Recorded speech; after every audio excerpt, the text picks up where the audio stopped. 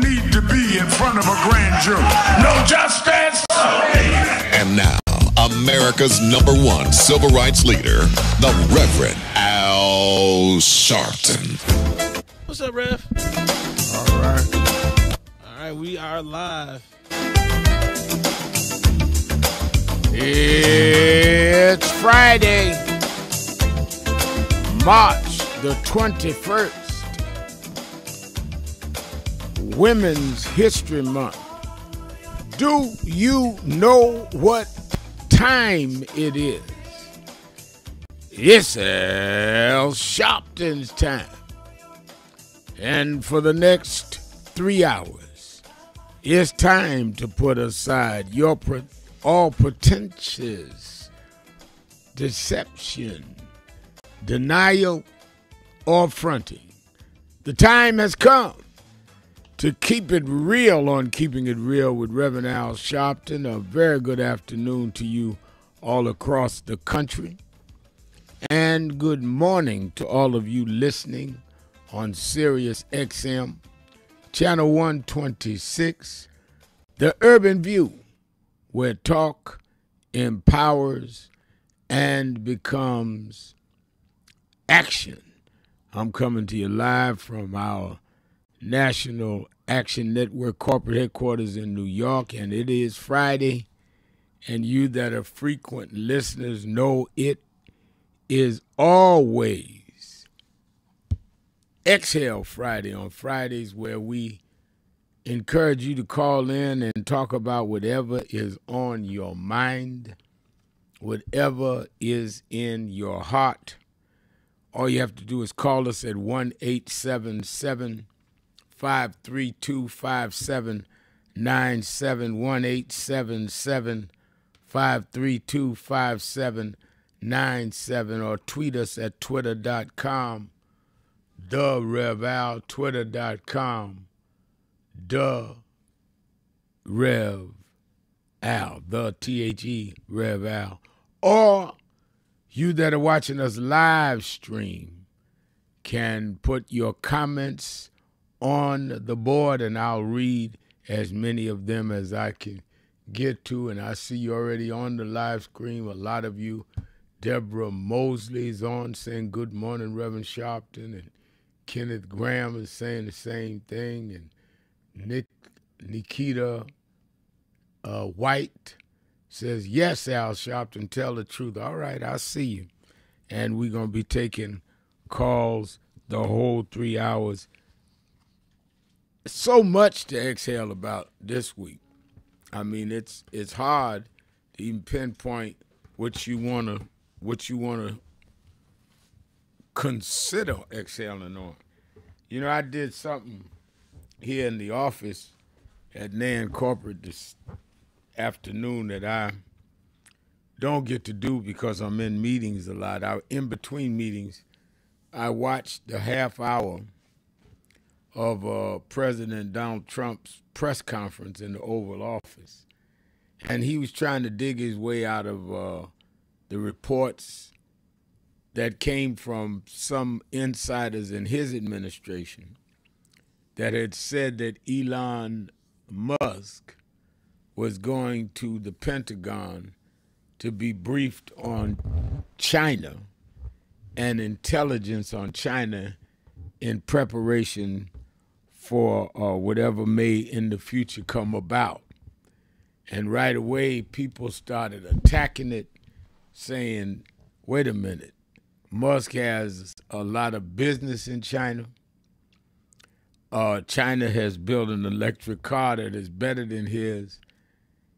Are we now giving him information that could help him to use them in his business context in China or leverage against China that he could use? So right away, Trump and his crowd, Hedgefoot and all of them, did the moonwalk. No. He's just meeting about Doge and efficiency, and it's an informal meeting. Well, then why did y'all make a big thing about he was going over there? Very interesting. And, of course, he tried to justify why he wanted to make Canada the 51st state. They are border states with us. They've been border states for us a long time. We give them a certain amount of money. All of that.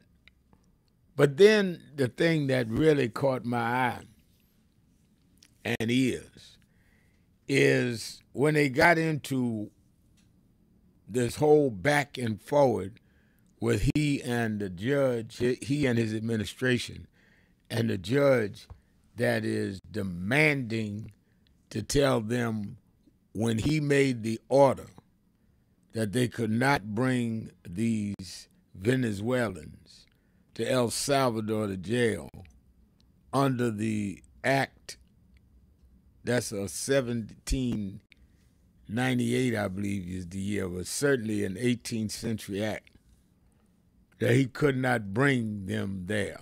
They could not bring them there. And he wanted to know whether they flew them anyway after he gave the order. And for 2-3 days now, they've been fighting over this.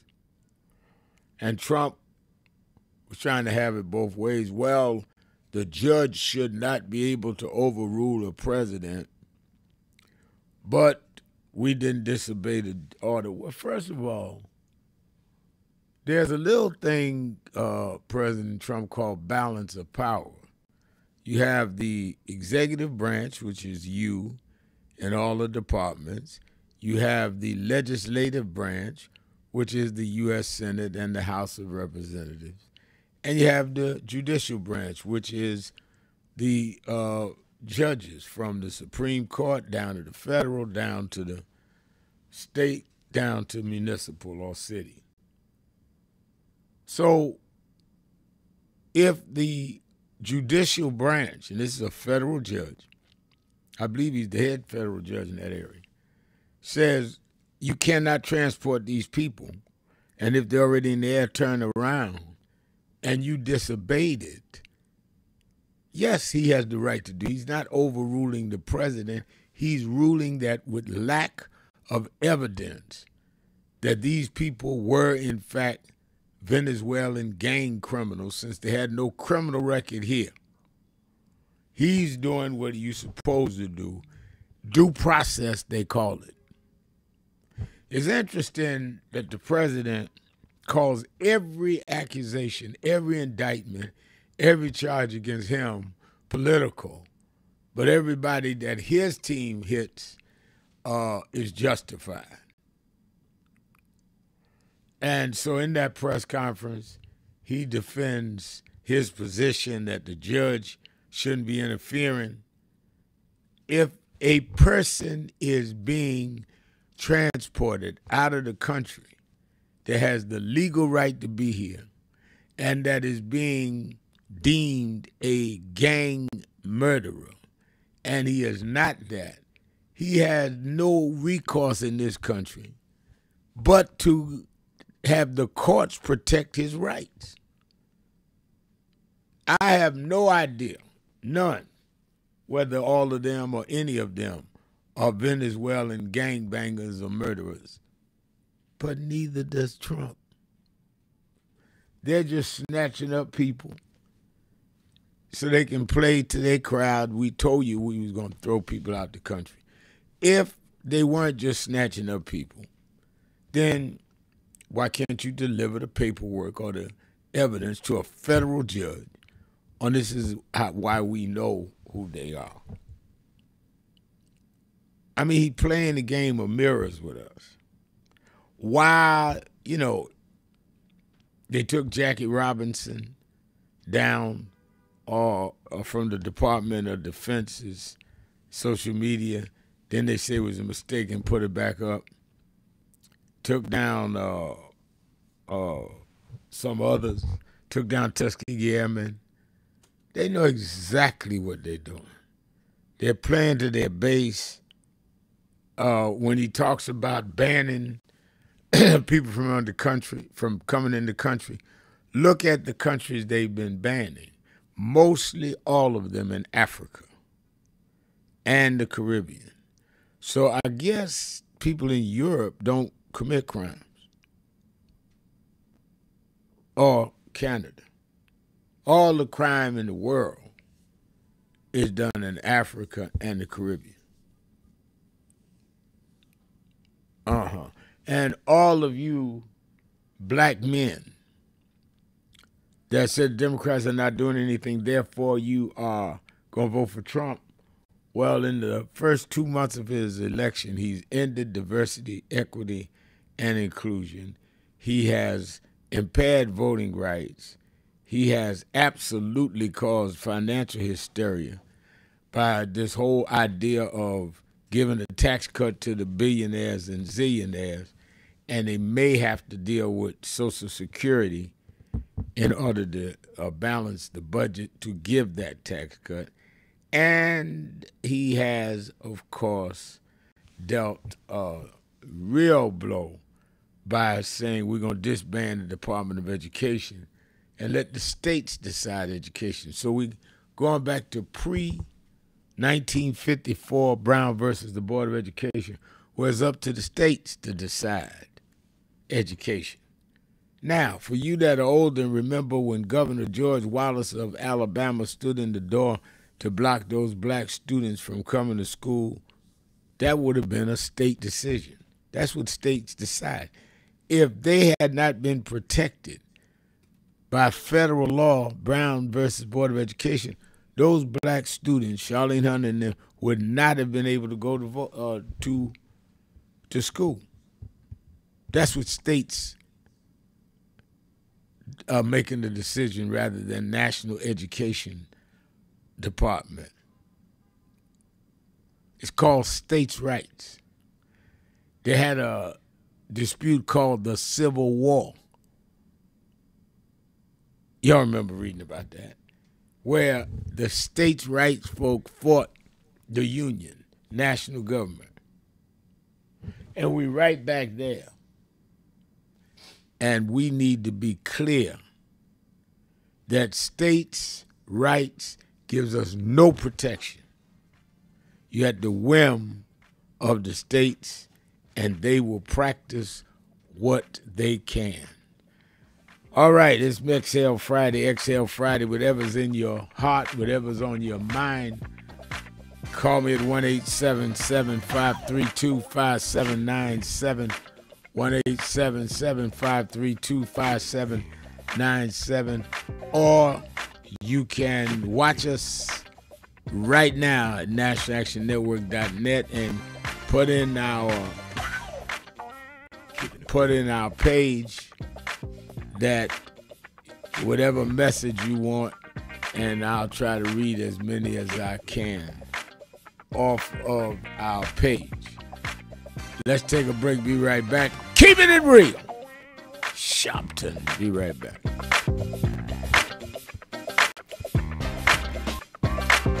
Breaking news. The issues, the stories affecting National Action Network's National Convention, April 2nd through the 5th, 2025, in New York at the Sheraton. This year, and the 57th anniversary of the assassination of Dr. King, they're trying to take back everything he stood and died for. We convene every year in April to make sure they know that they killed the dreamer, not the dream. We have workshops on everything from business development to dealing with our legal needs, from police reform all the way to how we deal with sentencing, how we deal with immigration, how we deal with the arts and entertainment. We have big names that come every year, but don't come for the big names, come for the big plans and the big execution. Register now, because with this year, as we are under assault with DEI, under assault with ending the Civil Rights Division of the Justice Department, under assault with now consent decrees and all are neutralized. If there ever was a time that you should come to a National Action Network convention, now's the time. We don't need a lot of philosophizing. We don't need a lot of showing how smart you are. We need action. We plan action and then we go and do action. I'm looking for you. Go to www.nationalactionnetwork.net. We have no registration fee. You don't pay to register. Just get here and let's get it on. National Action Network Convention, April 2nd through the 5th. I'm going to look for you there.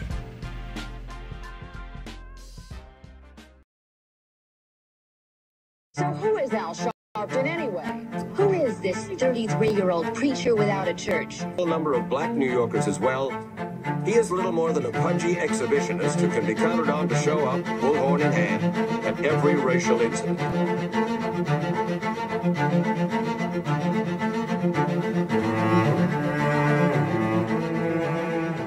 I often quote Mark Twain saying, the two most important moments in life is the moment you are born and the moment you find out why you were born. I had a very troubling conversation the other day that prompted me to do this little video. Young man that I've known a while came to me and he was crushed. I mean, really crushed, because people were criticizing his work. He's in the ministry, but he's also an actor. And he said he couldn't understand why people were jumping all over, criticizing him, trying to find scandalous and derogatory things about him. And I told him, I said, you know, you very young. You don't know the road I've traveled. They call me everything but a child of God. A blabbermouth, a loudmouth, too flamboyant, an agitator, a racist, and I had to learn. Yeah, right. I was not defined by how others saw me. I was defined by how I saw myself and whether I was being true to myself. Some of you watching this don't like me. And it doesn't matter as long as I know what I'm doing and I like me for being real. So I'm doing this video to say to you, whoever you are and whatever you do, you may not be in ministry or social justice, none of this stuff, but don't live your life worried about opposition or people that don't like you. You can turn that around. Use me as an example. The same people that called me a scam artist, a con artist, a sellout, or racial hustler and all, I kept going. And the people I respected started respecting and publicly embracing my work. When Coretta Scott King, the widow of Dr. Martin Luther King Jr., had this to say about Al Sharpton. A leader who has protested injustice with a passionate, unrelenting commitment to nonviolent action in the spirit and tradition of Martin Luther King Jr. And I am talking about your leader, our leader, the Reverend Al Sharpton. The other thing that hasn't changed is the National Action Network's commitment to fight injustice and inequality here in New York City and across America. And that's not only a testament to Reverend Sharpton, it's a testament to all of you who are here tonight. First and foremost, to Reverend Sharpton. I saw him when he first came on the scene, and I have marveled at his tenacity, at the development of his intellect, and his devotion to our movement, and much he has contributed to the world we are experiencing. I am honored, and I must say that when I had my debate with Dr. King on the issue of the church and religion, he didn't warn me that after his departure, his space would be filled by another preacher, and that preacher would be Al Sharpton. All you want in life is people that matter to you to say you did all right. And more important, that you can look in the mirror and say you did all right. Thank you, Rev. Thanks for that introduction. Look, we've known each other for a long time. I'm grateful not only for your leadership and partnership, but quite frankly, more importantly, for your friendship. And thanks to all of you, members of our nation's most important civil rights organization. You have been, over all of your years, such an extraordinary leader. You are a voice of truth, a voice of conscience, a voice of practicality around what we must address and what we can do. And I thank you so much for your friendship. I remember that most of the youth around Al's age, he was about 12, wanted to be like Connie Hawkins, a great basketball player, legend, or Earl the Pearl, or Clyde Frazier. Al wanted to be like Adam Powell, a powerful preacher with a social justice gospel. He was very close to, at that time, to Reverend William Augustus Jones, powerful preacher and social justice advocate, and Reverend Gardner Taylor State right down the street, and Bishop Washington, whose church he came from, and Reverend Sandy Ray. He wanted to be like these giant preachers. He wanted them to have the edge, however, of the King's social justice dimension. He wanted to be like them, now he's one of them. Perhaps taller than most of them because of the risks he has taken and the reward God has given him with his gift. I remember so well that first escorted him to jail. He was around 13 years old, with the jail fighting the ANP. He was in the lineage of our struggle. He grew up in it. We didn't just see him on TV one night. He didn't happen. He came bottom up, not top down.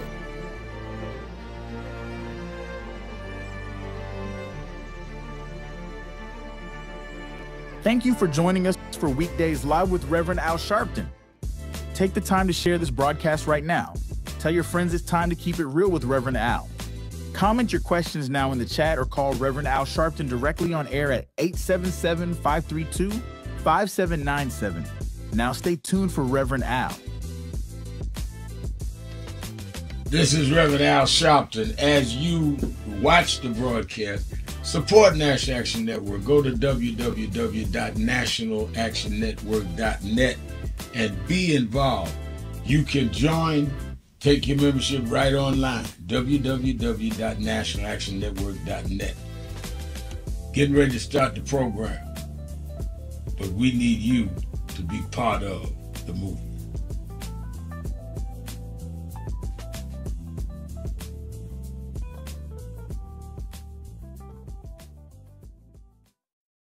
That's when Haile Selassie, the Emperor of Ethiopia, came to me, Adam Clayton Powell Jr., who was pastor here at Ethiopian Coptic Cross. That was my first year on Civil Rights and Politics. As far as I know here, you're in trouble, where it says about 30% are unemployed. That's why I'm working hard to get this surplus food here. Some of you say to me, well, I'm not like you. I'm not a congressman. I haven't got education. I haven't got work. But you're a human being. And you know what you've got? You've got in your hand the power to use your vote and to use even those few cents you get from welfare to spend them only where you want to spend them.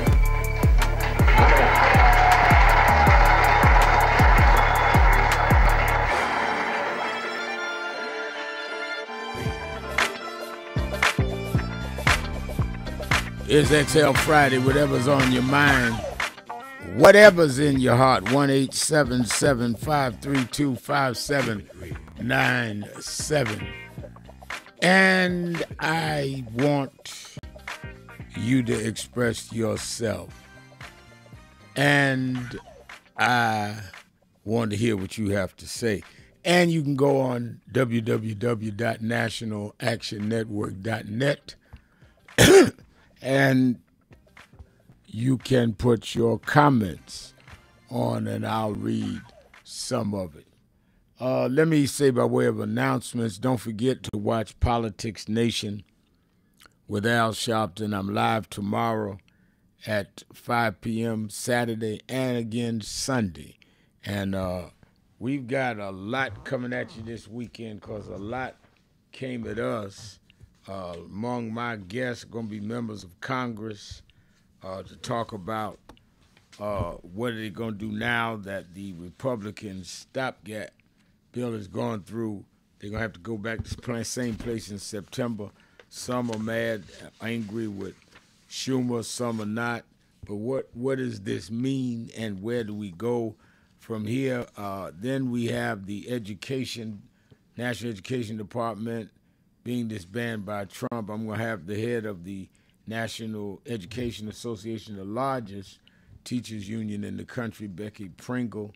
I'm going to have her on. I'm going to have the chair of the Wisconsin Party, Democratic Party, talk to me all tomorrow about where the Democrats need to go to how there was a movie out years ago, how Stella got her groove back, how is the DNC going to get his groove back. And there has been the suggestion by Elon Musk that they pardon Derek Chauvin. Derek Chauvin is the policeman that had his knee on the neck of George Floyd. They killed him. I'm going to have George Floyd's brother on, talk for the family. Terrence Floyd will be on tomorrow. Then on Sunday, I'm going to have members of the progressive and judiciary members of Congress as dealing with this budget, dealing with the whole fight with the judges, and then I'm going to have one or two of the legal analysts tell us the law on these departures and these deportments that Donald Trump is doing. The deportations, I think, is the right word. Y'all wrote deportations. And I also want to have on from the Black Veterans Project how they feel about these websites from the Department of Defense erasing Jackie Robinson and Rogers and Medgevers and others. So we got 2 action-packed nights. Watch both of them on Saturday evening, tomorrow, and on Sunday evening, 5 p.m. Eastern Time on MSNBC. And tomorrow, you that are in the New York, New Jersey, Connecticut area, meet me or beat me to the Saturday Action Rally in Harlem. I'll be there 9 a.m. to 11 a.m. It is important for you to be in the house and be a part of the rally, part of the energy. You know, in 1989, they killed a young man, Yusef Hawkins, in Bensonhurst, Brooklyn. And we marched and marched and marched one of those marches. I was stabbed at, and we finally got several of them convicted for the murder. Before that, it was hard to even get convictions. I think in Howard Beach in '86, we got them convicted on lesser charges, but these weren't serious charges. Now they're trying to undo one of the convictions. So I'm going to have the mother of Yusef Hawkins at the rally in the morning, and because there's a hearing this week, and we need to get prepared to be at that hearing. And that's tomorrow morning, Saturday, the Saturday Action Rally at House of Justice, 145th Street and Lenox Avenue. Some of you have seen the story of Yusef Hawkins on Netflix, I believe. And it's Storm Over Brooklyn. Watch that over the weekend. Storm Over Brooklyn on Netflix. I believe it's Netflix. Is that right? All right. And so you'll be up to speed. It's on HBO, not Netflix. It's on HBO. Storm Over Brooklyn. It's the story of Yusef Hawkins' murder in Brooklyn. All right, and then, of course, National Action Network's convention, and people are coming from everywhere. On a week from Wednesday, it starts April 2nd through the 5th, Martin Luther King III, Ben Crump, Patti LaBelle, so many coming. Ben Crump will be doing our criminal justice panel. Michael Eric Dyson will be doing one of the panels. Stacey Abrams will be in do one of the panels. We're going to have media, what's going on in the media. Ari Melba from The Beat on MSNBC. I was on his show last night. He's coming doing one of our fireside chats. So is the morning show people, Simone Sanders, Alicia Menendez, and Michael Steele all be there. And then Don Lemon and Errol Lewis. I mean, everybody. And it's all free. But all you have to do is register to guarantee a seat. And that is at www.nationalactionnetwork.net. www.nationalactionnetwork.net. And you can be a part of history. And in the convention, we're not only going to, and you can see the whole schedule at the same place, nationalactionnetwork.net. We're not only going to have speakers and workshops, and definitely going to have all them and the experts and the people I've named and others. We're coming out of there with our economic plan on how we're going to deal with these companies, how we're going for prolonged boycotts against those that are not with us, those that, I don't care if they sponsor, a lot of them buy tables to come to the convention, doesn't matter. If you are against us, we're going to be against you. All right, let's go to the phones. It's Exhale Friday. Let's start with Milo. I believe it's Milo or Mello. Mello in Brooklyn, New York. You're keeping it real with Al Sharpton. Hi, Rev. Hi. I got a question for you, right? What is we going to do with Elon Musk and our personal information? Is there anything we could do about that? I think, thank you for your call. It's a great question, Mello.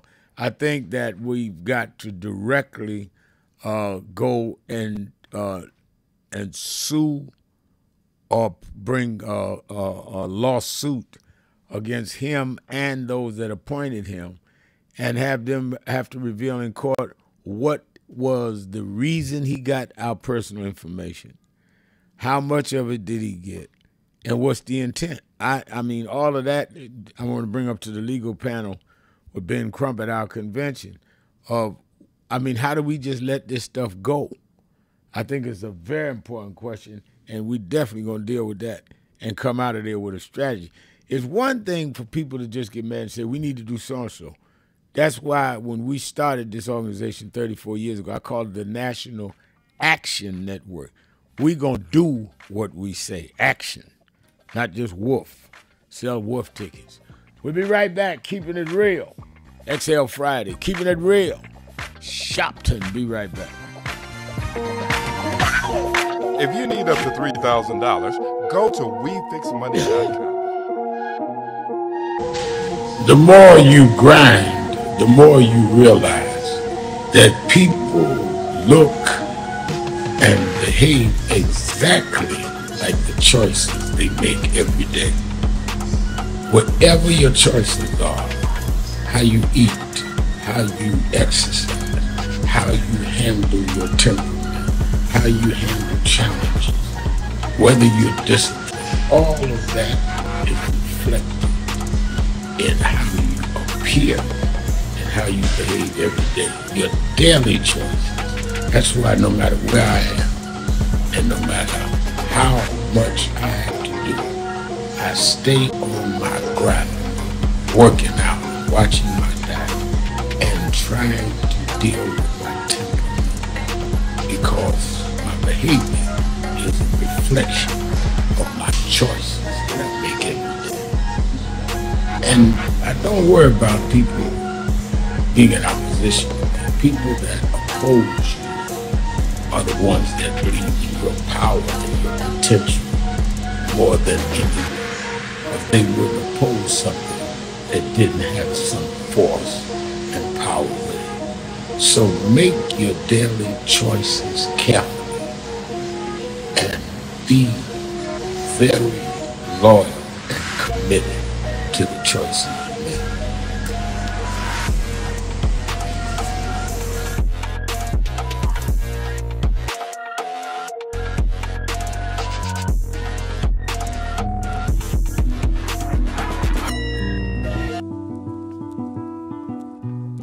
I had a thought this morning that I want to share with you about mentorship. I am able to do a lot of what I do because I had great mentors, but there are correct ways and incorrect ways to mentor people, in my opinion. I was mentored as a boy preacher by Bishop F.D. Washington, one of the great Pentecostal preachers of his time. Then Reverend William Jones became my pastor after Bishop Washington died, who was unquestionably in the top 5 black church ministers, theologians. Reverend Jesse Jackson, who I started my activism under his leadership, he and Reverend Jones. And I learned politics directly as a youth director from Shirley Chisholm. So even though I didn't finish college, I had the most unique education in the world from being exposed to giants.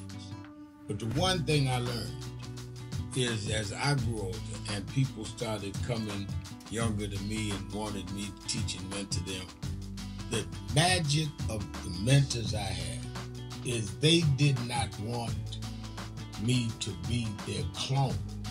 They wanted me to learn things from them and use my own gifts and talent in my own unique way and let me do things on my own, because they knew that if I flopped in some things, it would teach me for the other things. They'll come and help me once I was down, but they were not going to have me avoid being down.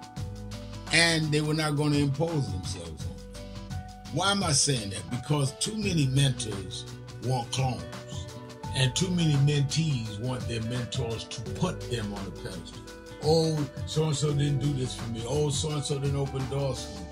If they got to open doors for you, it may mean that they knew you weren't ready to go through those doors.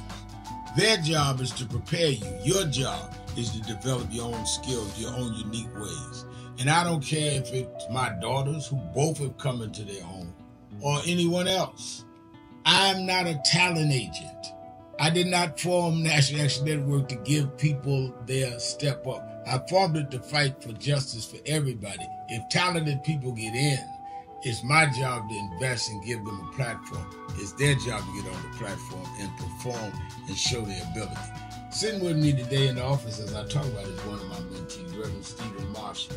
Now, Stephen, you just came around us when you were how old? 11 years old. 11 years old. You just turned 40 and now you're called to the ministry? Yes, sir.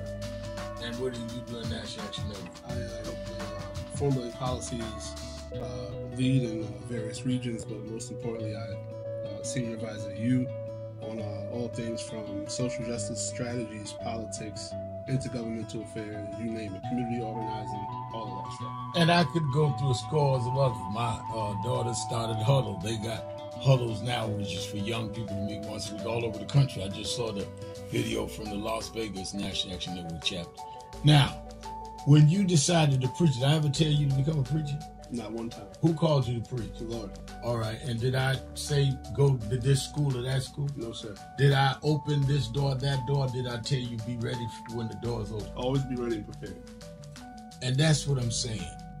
Get you some young people than you that you can help along the way.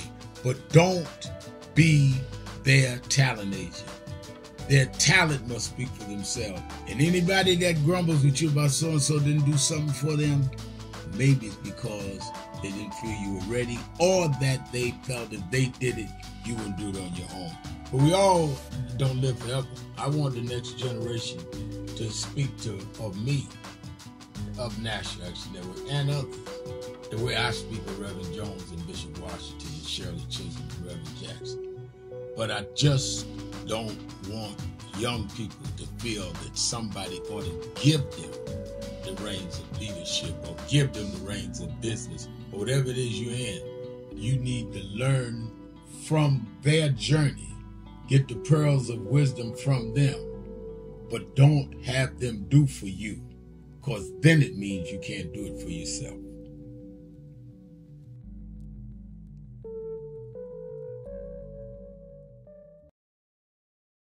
Thank you for joining us for Weekdays Live with Reverend Al Sharpton. Take the time to share this broadcast right now. Tell your friends it's time to keep it real with Reverend Al. Comment your questions now in the chat or call Reverend Al Sharpton directly on air at 877-532-5797. Now stay tuned for Reverend Al. This is Reverend Al Sharpton. As you watch the broadcast, support National Action Network. Go to www.nationalactionnetwork.net and be involved. You can join, take your membership right online, www.nationalactionnetwork.net. Getting ready to start the program, but we need you to be part of the movement. Reverend Al Sharpton, let me read some of the comments off live stream. Gregory wrote, "Hi, Reverend Al Sharpton. Are white people affected by all these shutdowns like school administration, Medicare, Social Security? Absolutely. In some areas, they're more affected than anyone else. But the con game they're playing on them is they're acting like this will only affect people of color, black people. Rural people, rural whites that voted for Trump are more on Medicaid, Medicare rather, than there are of blacks and of other people of color. Social Security, the same thing. They're voting against their own interest. And we need to talk about that everywhere we go. They duped them. Paul Barber said, just wait till the midterms come. We will win. We will take back the House of Representatives in one way or the other time to take our country back and put that liar and his cronies to jail the hard way. All right, Paul Barber. Thank you for both of your comments. I'll keep going back to the call screen than the comment screen. I want to get as much exhale in. I don't want folk going through the weekend holding up in nothing. I want them to exhale. Well, let me answer this.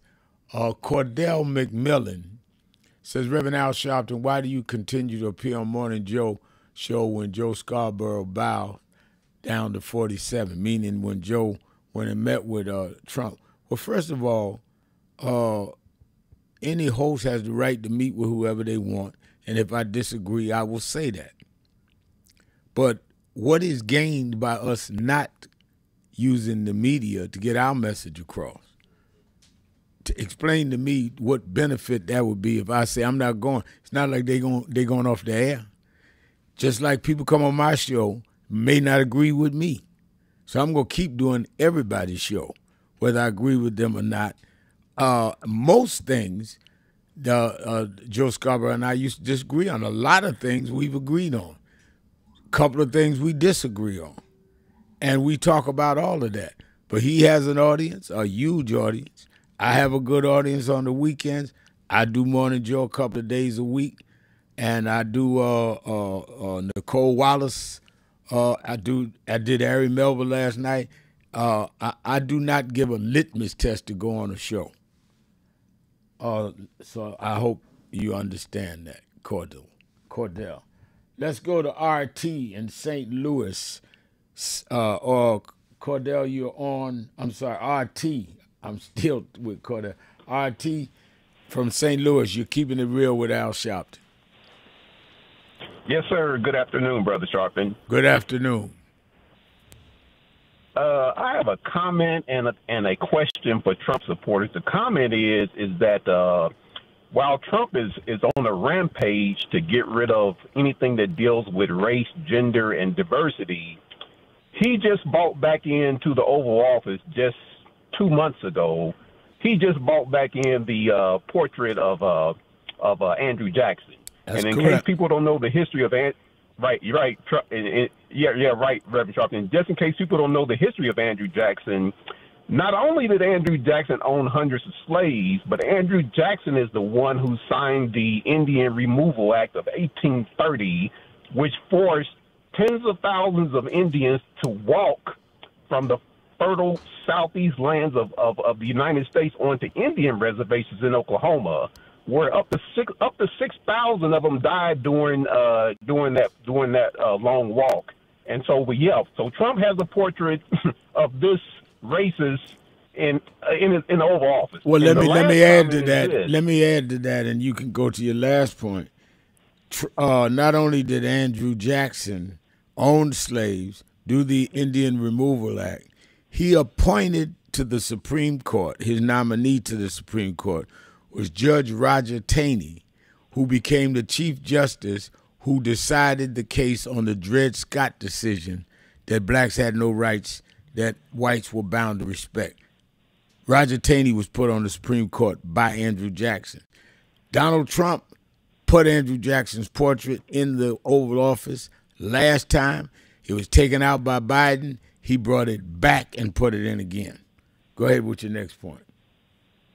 And the last point is this, and this is directed at Trump supporters, and I know you got a few that call in. Right. My question to them is this: How do you put a man back in office for the second time who was caught on a hot mic saying that he likes to grab women by their private parts?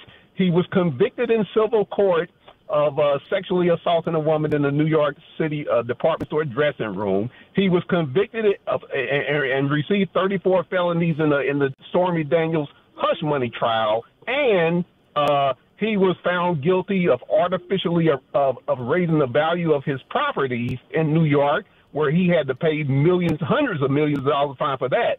How do you put him back in office over a well-qualified, highly educated woman who has no convictions? Absolutely. Not only have no conviction, she was the Attorney General of the state and the DA before that. She was a law officer, not a law breaker. And thank you for your call. And Cordell, thank you. Cordell wrote back on our comments line. Thank you for answering my question. I appreciate Cordell knowing that I did answer, because it's about communication. We don't have to agree, but let's talk about it. Or in this case, he wrote about it. Let's go to Demetrius in Cleveland, Ohio, WERE. Demetrius. Hey, thank you, Reverend Sharpton, for letting me speak. I just want to say quickly, I believe it's injustice the way the Trump administration expelled the South African ambassador.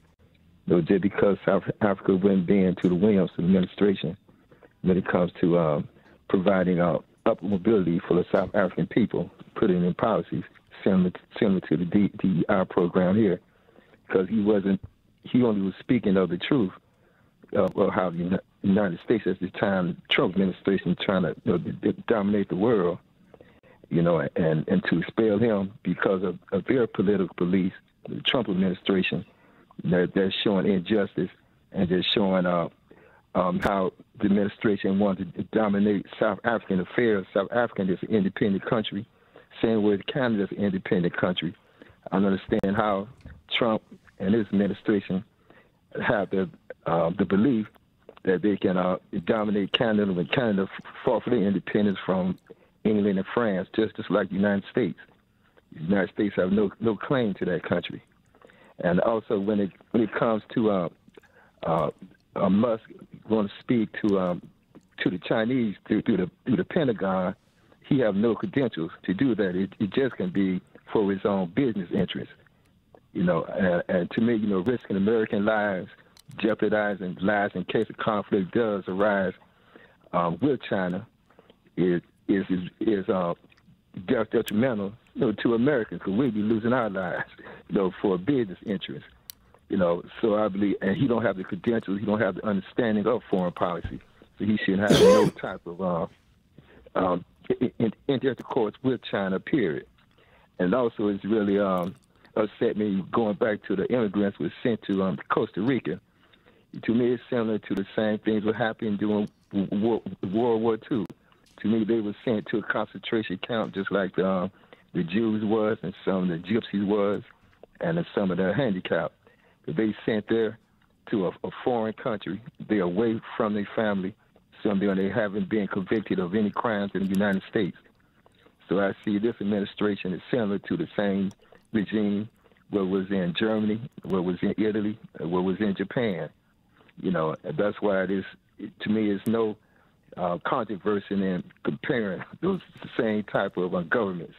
The Nazis and the triple that's in Japan, Italy and Germany with what the United States doing, because they sending innocent people to a country where they know they'll have no family, where they're going to be mistreated and in bad prison conditions, and they probably won't live too long as well. And also, I just like to bring up when it comes to Toussaint Louverture, I just found out he's buried in France, but I believe the Haitian people would prefer his body to be brought back to Haiti, because he did fall for the Haitian independence, and I believe he should be brought back to Haiti and interned there, so they can have him on his native soil in Haiti. Okay, thank you, Reverend Sharpton. All right, thank you for your call, Demetrius. Let's put up Robert Fenimore. Robert Fenimore writes on comments line, does everyone know about the Tawana Brawley hoax, Freddie's Fashion Mart arson and deaths, Yanko Rosenbaum stabbing and delinquent taxes? John 8:32, and you will know the truth, and the truth will set you free. Well, let me set you free. Let me start with Tawana Brawley. Tawana Brawley was a young lady that was found having been, put it back up so I can go point by point, that was found in a bag.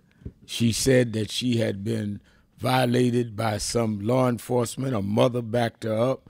2 lawyers backed up. 2 months later, they came. I got involved and stood up for her like I stood up for a lot of other cases. Grand jury said they didn't believe her. They believed it was a hoax. I stood up for her like I've stood up cases 50 years. If that's the one case you got, then maybe everybody Me Too is wrong. Maybe everybody that believed that O.J. Simpson was wrong. O.J. Simpson was convicted. So why don't you deal with the truth there? Yanko Rosenbaum was killed in Crown Heights the day before the family ever called me into Crown Heights. I was living in New Jersey, wasn't there. Freddie's Fashion Mart was killed. The people in there was killed by a man who was against me marching, said they need to die, and he went in there and killed people with a fire and killed himself. So I know you ain't blaming me for that.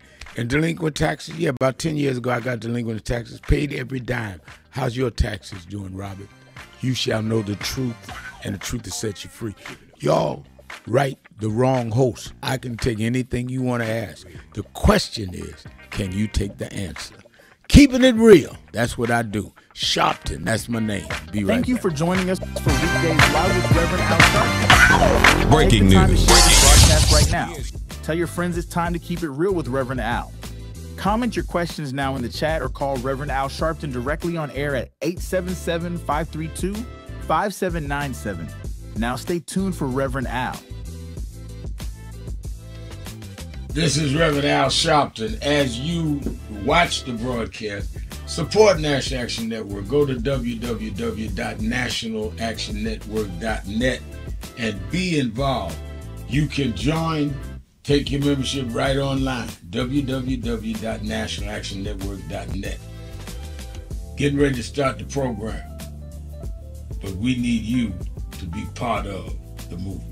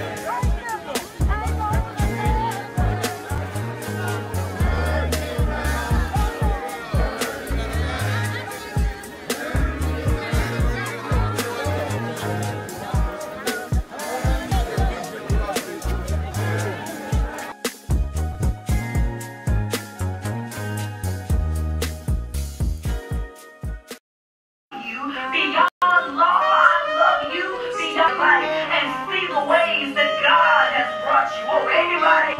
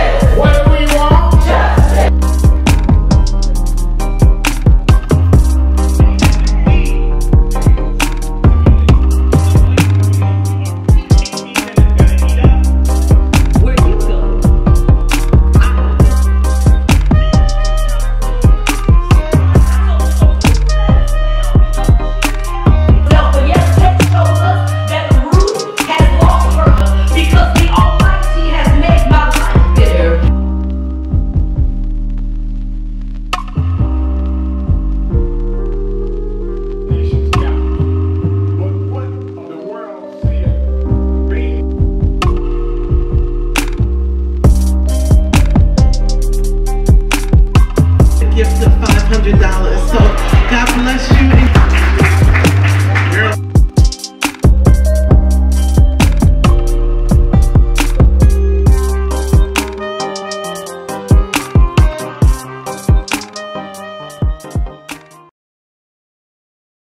One of the things that we're going to deal with is this DEI and deal with how we target a company that has joined the anti-DEI movement. Now, there are other efforts going on, and I support them. I'm not against nobody doing whatever they think is right. But I know how to do a boycott. I'm not talking about, I support what a bishop is doing in Georgia, Reggie Jackson, and my friend and brother Jamal Bryant doing the 40-day don't buy. That's great. Somebody else is doing shutdown on the 28th. That's great. They put my name out there. I know about it, but I'm not against it. But what we must do is we're going to convene at the network convention where we have now a commission that we have started in NAN on King Day, that on 90 days later, which will be in the middle of our convention, we will give the report on a company that has a high level of consumer doubt that comes out of our community and a small margin of profit.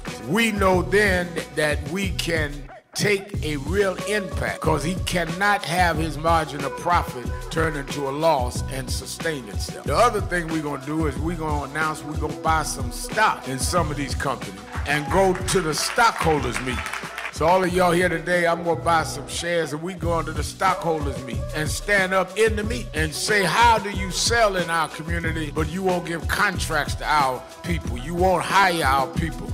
You won't deal with the C-suites. So we're going to have a multi-pronged strategy. Why don't you advertise on black media? We're going across the board and we're laying out the plan. And we got people those 4 days. People that are watching that want to come, all you have to do is register www.nationalactionnetwork.net, or you can call the toll-free number. You can call now. People are at the phones now at 1-877-626-4651.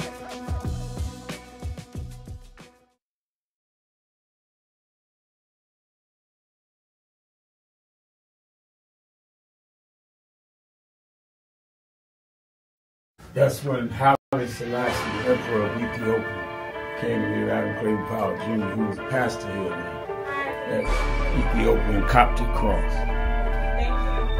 That was my first year on civil rights and politics.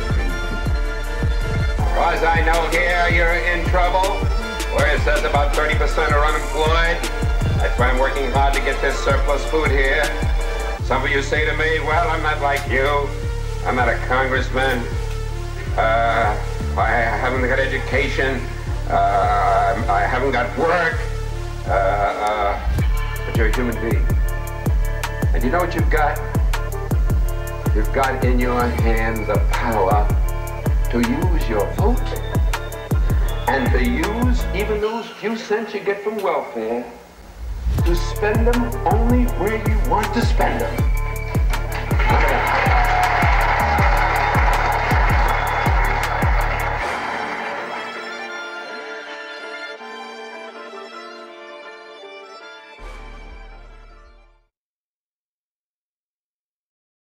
Thank you for joining us for Weekdays Live with Reverend Al Sharpton. Take the time to share this broadcast right now. Tell your friends it's time to keep it real with Reverend Al. Comment your questions now in the chat or call Reverend Al Sharpton directly on air at 877-532-5797. Now stay tuned for Reverend Al. This is Reverend Al Sharpton. As you watch the broadcast, support National Action Network. Go to www.nationalactionnetwork.net and be involved.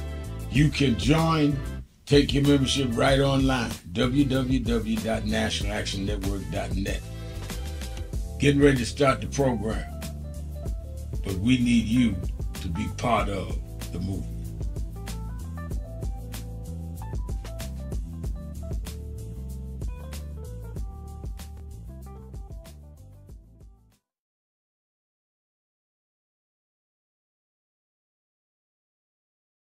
No justice! No justice!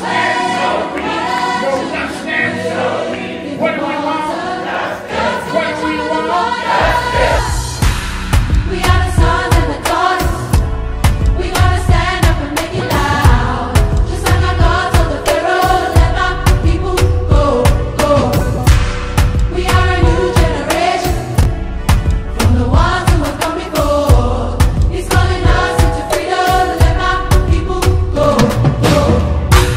We're gonna shine at the shade. Give me a papa glory, make the heavens. If you don't say you know what trouble, let my people go, go. The blood, sweat, and the tears that we gathered through the years. If you don't say you know what trouble, let my people go, go. Wade in the water, we did wade in the water, children.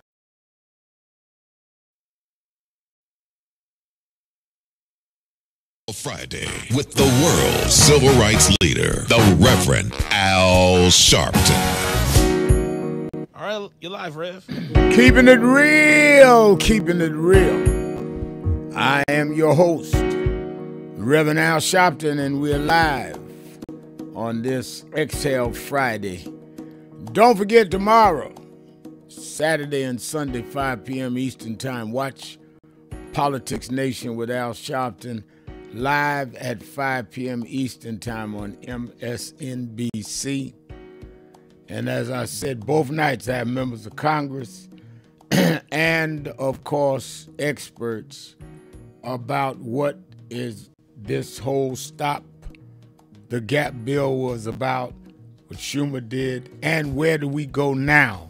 Because it only is extended until September.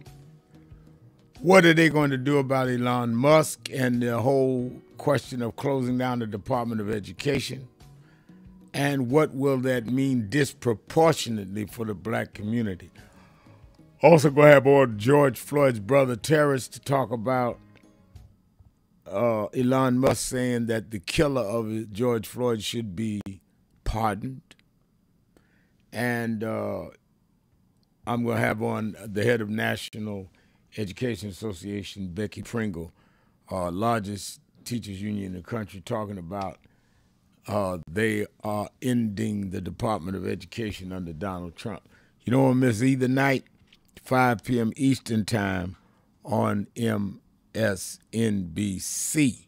And, of course, tomorrow morning, you that are in New Jersey, Connecticut, New York, meet me or beat me to the Saturday Action Rally in the morning, 9 a.m. to 11 a.m., House of Justice at 145th Street, Lenox Avenue in Harlem. Among the things I'm going to deal with tomorrow are certainly all of that I named about the question of where we're going with the Department of Defense having taken down until people raise sand about the whole question of why Jackie Robinson and others were taken down off their site. I'm also going to deal with the case that on the 27th this week, they're having a hearing for one of the people convicted of killing Yusef Hawkins in a racial killing in 1989. trying now to say he was not the killer. All these years later now. And they are giving a hearing. His mother will be at the rally in the morning asking for our support. I marched, I don't know, I think it was 34 weeks. 29th week, I was stabbed leading a march. Whites came out every week heckling us. We'll be there at the rally in the morning giving instructions. Make sure you're there, 9 a.m. to 11 a.m. in Harlem at the House of Justice, 145th Street and Lenox Avenue. You that are not in the New York area, you can watch it live on Impact Television. And in terms of the Yusef Hawkins case, it's still on HBO. Just go to HBO and write in Storm Over Brooklyn, and they have a whole documentary on the Yusef Hawkins case on HBO original, Storm Over Brooklyn. And, of course, the National Action Network convention. And every day now we're getting more people confirmed to come. I've already told you about Patti LaBelle will be there, and Ben Crump will be doing the criminal justice panel, and Stacey Abrams will be doing the panel with me on where we're going in American politics. Michael Eric Dyson be there. We have several members of Congress. Congressman Al Green, who is held in contempt for speaking up during Trump's speech to the joint session of Congress. Al Green will be there. Congressman Jim Clyburn will be there. The chairman of the Congressional Black Caucus, Congresswoman Yvette Clarke will be there. Congresswoman Joyce Beatty. A lot of members of Congress, senators. You need to be there. It's all free. If you have not registered, register now. I do believe by the weekend we may be out of space, but so register now. Go to www.nationalactionnetwork.net, www.nationalactionnetwork.net, or you can call the toll-free number at 1-877-626-4651, 1-877-626-4651. Let's go to Rick in Germany. Rick, you're keeping it real with Al Sharpton. Good day, Reverend Sharpton. Good day. The worm parasite poison is coming out of my intestines and up into my mouth and nostrils. But I'm going to sit on my anger about that.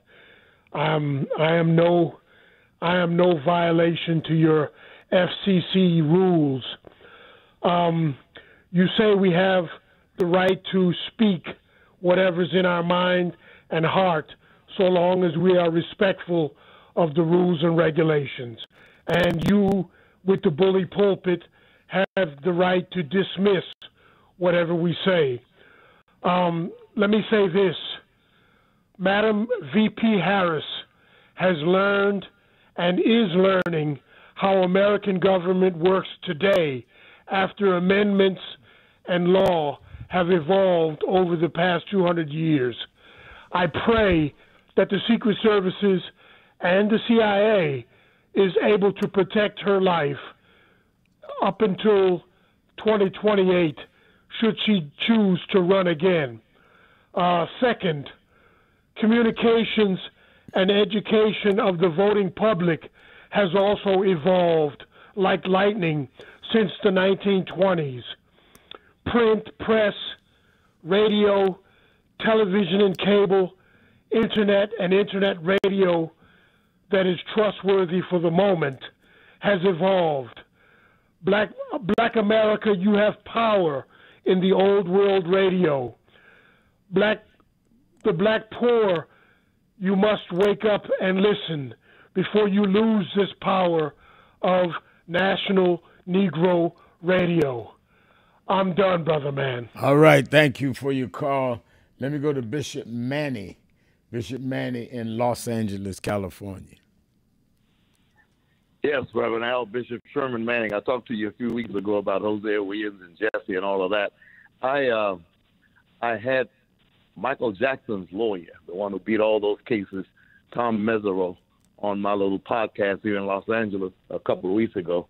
And strangely, he said to me, Bishop, you should get Reverend Al Sharpton on your podcast. I said, he wouldn't do my podcast. He said, well, you thought I wouldn't do it.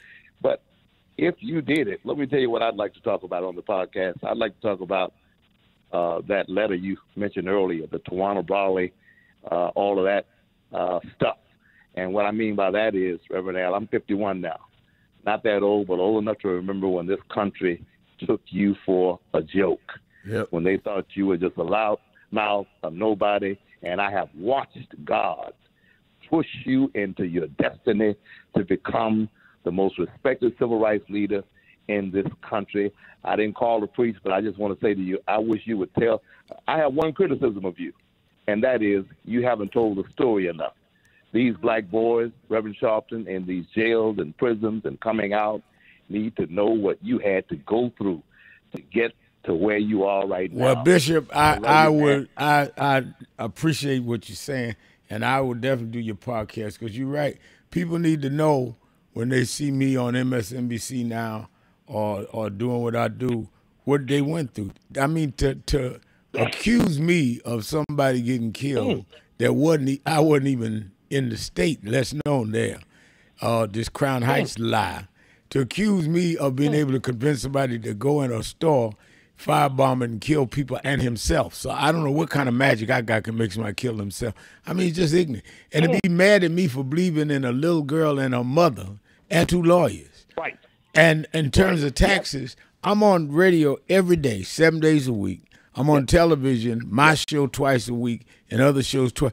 So obviously the tax man ain't running after me. I ain't hiding. So how ignorant can you be? I mean, you got to be ignorant. Yeah, they know what people that owe taxes and done all that kind of stuff, they usually hide. They are not on media all the time. So I'd be glad to do your show. Y'all pick up the bishop, get his number, and text it to me so I can have my office call him, and I want to do this show. I appreciate the spirit of his call because he's right. We need to talk about where we come from and what we had to overcome, maybe to encourage some of these young people to keep going. Let's take a break. We'll be right back. Keeping it real. Sharpton. Be right back. Breaking news. The issues, the stories. More than a pudgy exhibitionist who can be counted on to show up, bullhorn in hand, at every racial incident.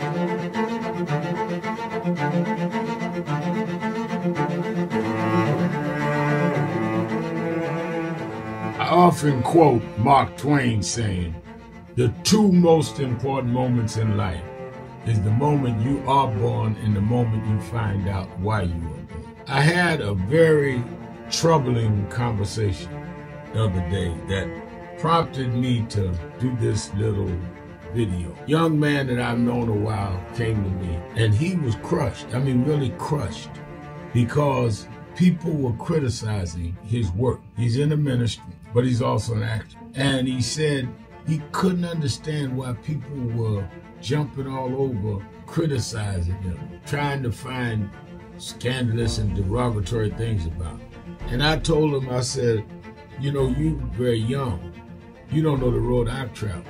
They called me everything but a child of God. A blabbermouth, a loudmouth, too flamboyant, an agitator, a racist, I had to learn. Right. I was not defined by how others saw me. I was defined by how I saw myself and whether I was being true to myself. Some of you watching this don't like me. And it doesn't matter as long as I know what I'm doing. And I like me for being real. So I'm doing this video to say to you, whoever you are and whatever you do, you may not be in ministry or social justice, none of this stuff, but don't live your life worried about opposition or people that don't like you. You can turn that around. Use me as an example. The same people that called me a scam artist, a con artist, a sellout, or racial hustler and all, I kept going. And the people I respected started respecting and publicly embracing my work. When Coretta Scott King, the widow of Dr. Martin Luther King Jr., had this to say about Al Sharpton. A leader who has protested injustice with a passionate, unrelenting commitment to nonviolent action in the spirit and tradition of Martin Luther King Jr. And I am talking about your leader, our leader, the Reverend Al Sharpton.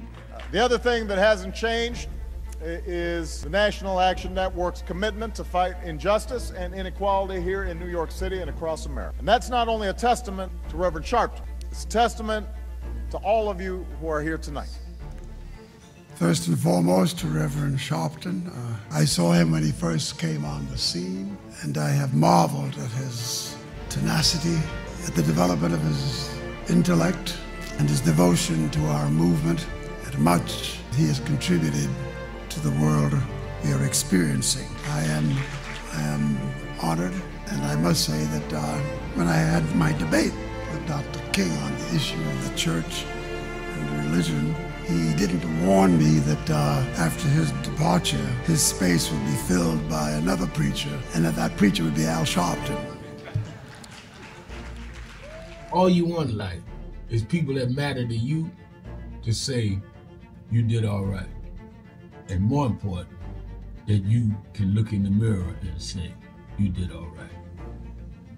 Thank you, Rev. Thanks for that introduction. Look, we've known each other for a long time. I'm grateful not only for your leadership and partnership, but quite frankly, more importantly, for your friendship. And thanks to all of you, members of our nation's most important civil rights organization.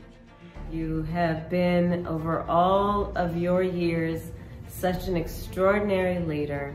You are a voice of truth, a voice of conscience, a voice of practicality around what we must address and what we can do. And I thank you so much for your friendship. I remember that most of the youth around Al's age, he was about 12, wanted to be like Connie Hawkins, a great basketball player, legend, or Earl the Pearl, or Clyde Frazier. Al wanted to be like Adam Powell, a powerful preacher with a social justice gospel. He was very close to, at that time, to Reverend William Augustus Jones, powerful preacher and social justice advocate, and Reverend Gardner Taylor State right down the street, and Bishop Washington, whose church he came from, and Reverend Sandy Ray. He wanted to be like these giant preachers. He wanted them to have the edge, however, of the King's social justice dimension. He wanted to be like them. Now he's one of them.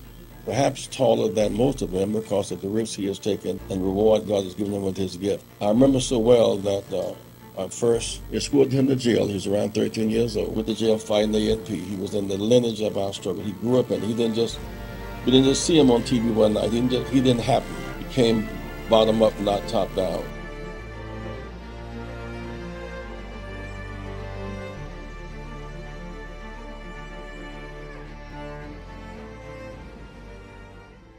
Stop telling yourself you're not confident of what you could do. When people with half your skills and a quarter of your talent have gone on to create big waves in life, if you look at them and you know you're more gifted than them, then what is your problem? You are looking for someone to come and drag you into success. You've got to use what you have, which is, in my judgment, more skillful than others I've known in your area. Use that and believe in that, and your confidence will build up as you get going and start doing. And don't chase the spotlight. Sharpen your skills. Live in your purpose. And you'll get so good the spotlight will be chasing you. Be so good they can't help but talk about you and put the spotlight on you. You don't get your energy from chasing the spotlight. You get your energy by chasing your purpose. The spotlight and other adulation will come with it. Have a great day.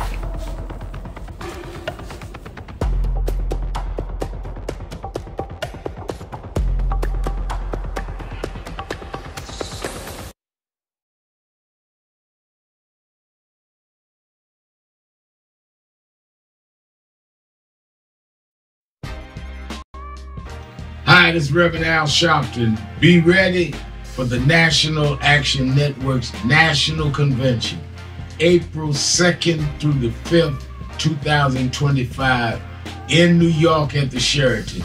This year, and the 57th anniversary of the assassination of Dr. King, they're trying to take back everything he stood and died for. We convene every year in April to make sure they know that they killed the dreamer, not the dream. We have workshops on everything from business development to dealing with our legal needs, from police reform all the way to how we deal with sentencing, how we deal with immigration, how we deal with the arts and entertainment. We have big names that come every year, but don't come for the big names, come for the big plans and the big execution. Register now, because with this year, as we are under assault with DEI, under assault with ending the Civil Rights Division of the Justice Department, under assault with now consent decrees and all are neutralized. If there ever was a time that you should come to a National Action Network convention, now's the time. We don't need a lot of philosophizing. We don't need a lot of showing how smart you are. We need action. We plan action and then we go and do action. I'm looking for you. Go to www.nationalactionnetwork.net. We have no registration fee. You don't pay to register. Just get here and let's get it on. National Action Network Convention, April 2nd through the 5th. I'm going to look for you there.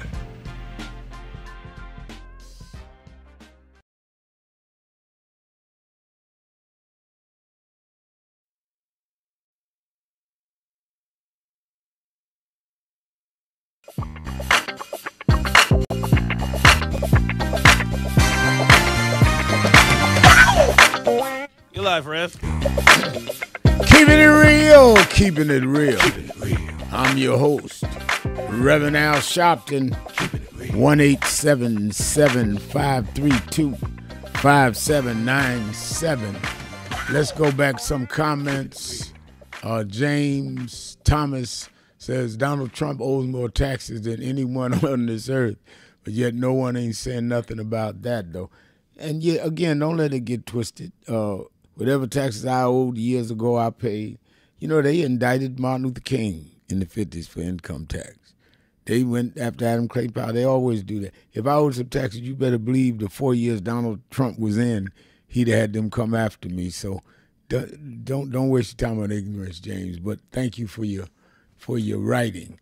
Jewel Wall says, it was an honor, privilege, and pleasure to see you, Reverend Al Sharpton, on the Santita Jackson and Friends show, the daughter of Reverend Jesse Jackson Sr. Yeah, I've known Santita since she was a kid. When I first met and started working with her father, I was 12 years old when I first met him, and he was 26, and we've been together ever since. I talked to him this morning, in fact.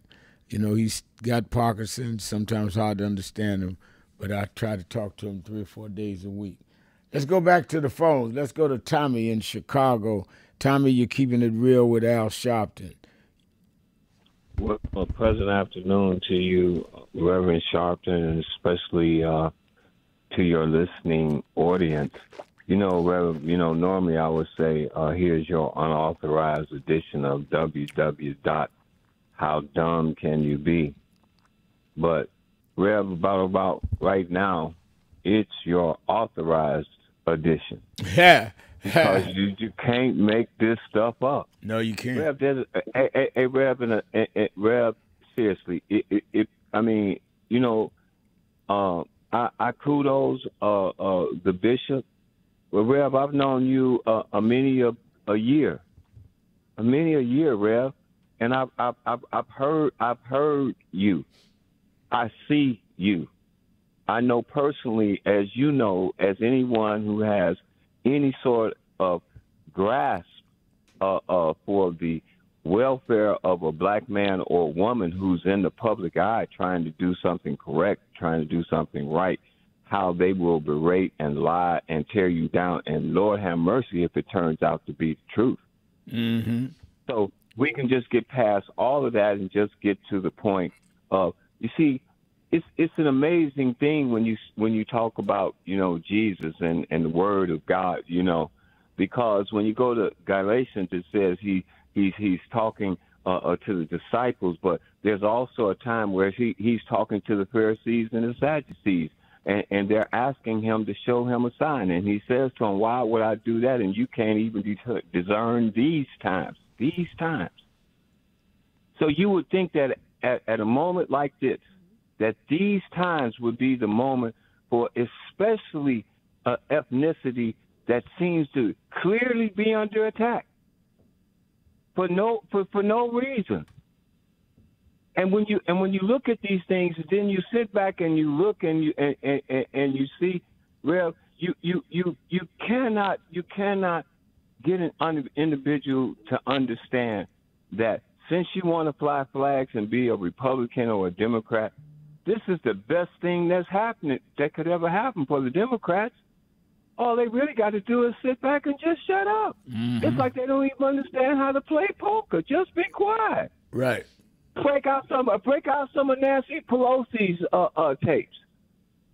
I mean, when I say this is not berating. See, it comes a point in time, Rev, when you're in a situation like we're in right now, because, see, it ain't about your personal nothing. It's about a nation. Right. It is about the commonwealth of an entire nation. And you think that this would be a moment that I would ask all of the listening audience all over the nation, break out your favorite song. If you don't have a favorite song, whatever it is that can give you some joy right now, and recognize and understand that those that would take your joy will cares less. Right. And so this is not a moment for us to get crazy and do the one thing that they want us to do, which is to be like them, because that's the only thing they can be. See, losers, when they lose, the only next thing they can do is figure out how to cheat. But winners, when they lose, they win because they win with decency and respect. I'll catch you next time. Didn't get you this time, but I'll catch you next time. And so, Rev, as I close and thank you for the time, here's the only thing you got to ask any of these individuals, I don't care what color they are, what did you get? Since they always want to say, Rev, what are you doing? What you know, Rev, when you stop and you think about an election, and we voted in this election, and afterwards the country is supposed to come together and let's just push forward to the common man. I want to leave you with this. Riddle me this. How is it that the common man is being wiped out? I don't care what color you are. And you were told this, and you can't see this. This is not how dumb you are. This is not how insane you are. This is really goodbye. Right. All right. Thank you, Tommy. Let me go to Jerry in Cleveland.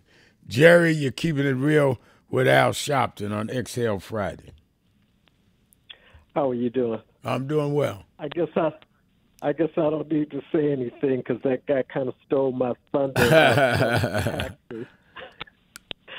So, but what I want to say is, I think the problem with a lot of people is a lot of people will see laws or policies trying to be put in place to hurt people, and they don't seem to care about it until they find out it hurts them also. Wow, that's right. Because the way I look at it, we're all connected.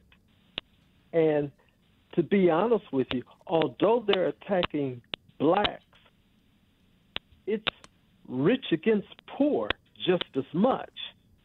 And so I say that to say, I'm surprised I don't hear some of the politicians speaking about the boycotts you're talking about. You would appreciate that, wouldn't you? Yeah, I would. And I am very clear, very, very curious as to why they aren't. But we're going to come out of the convention with some anyway, whether they would it or not. You would think they would want to promote it because you would think they would want to stand up for their own constituents. And Bernie Sanders especially, because I was just thinking, you and Bernie Sanders together would bring them to their knees. I don't think they could do anything with that. You both speak the same language. Yeah, I'm going to call Bernie. I saw Bernie did a big rally in Arizona. I'm going to call Bernie. You're right. I never even thought about it. I'm going to see. He came to our convention 3-4 years ago. I'm going to see if I can get Bernie up here and we talk some talk. You two would be so powerful, and although you'd have to be careful from then on, because you know how Trump tries to stick these people on you guys. Yeah, well, you got to do what you got to do. Also, to say that, to me, it shows how cowardly a lot of these Republicans are. Because if those two ladies that worked the polls were able to stand up for their rights, and they really didn't have any money, and you know what I mean when I say have money, and these multimillionaires are so scared of Trump that they won't even stand up for what's right and what's wrong. To me, that just shows cowardice. And how can you support a coward? Absolutely right. Donald Trump's a coward. And all he does is beat up on little people. And Elon Musk, like that one caller said, he'll just expose himself. Absolutely right. Thank you for your call. Let me take a break. I'm coming back. More Exhale Friday. Keeping it real. Shopton. Be right back.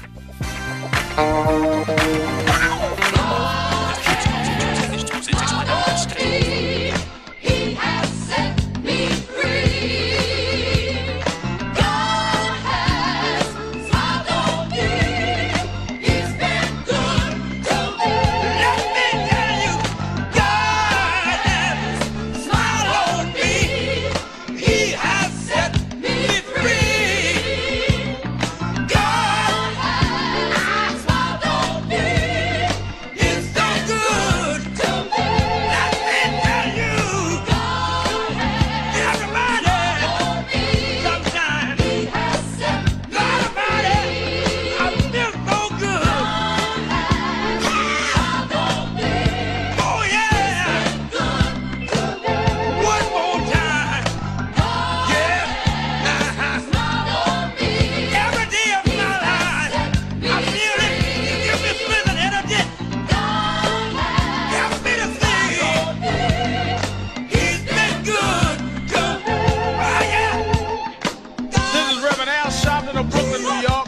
I've been traveling around the country talking to the radio announcers, the church people, and the street people, telling them that God has smiled on me. God has smiled on you if you got breath in your body. If He woke you up this morning and started you on your way.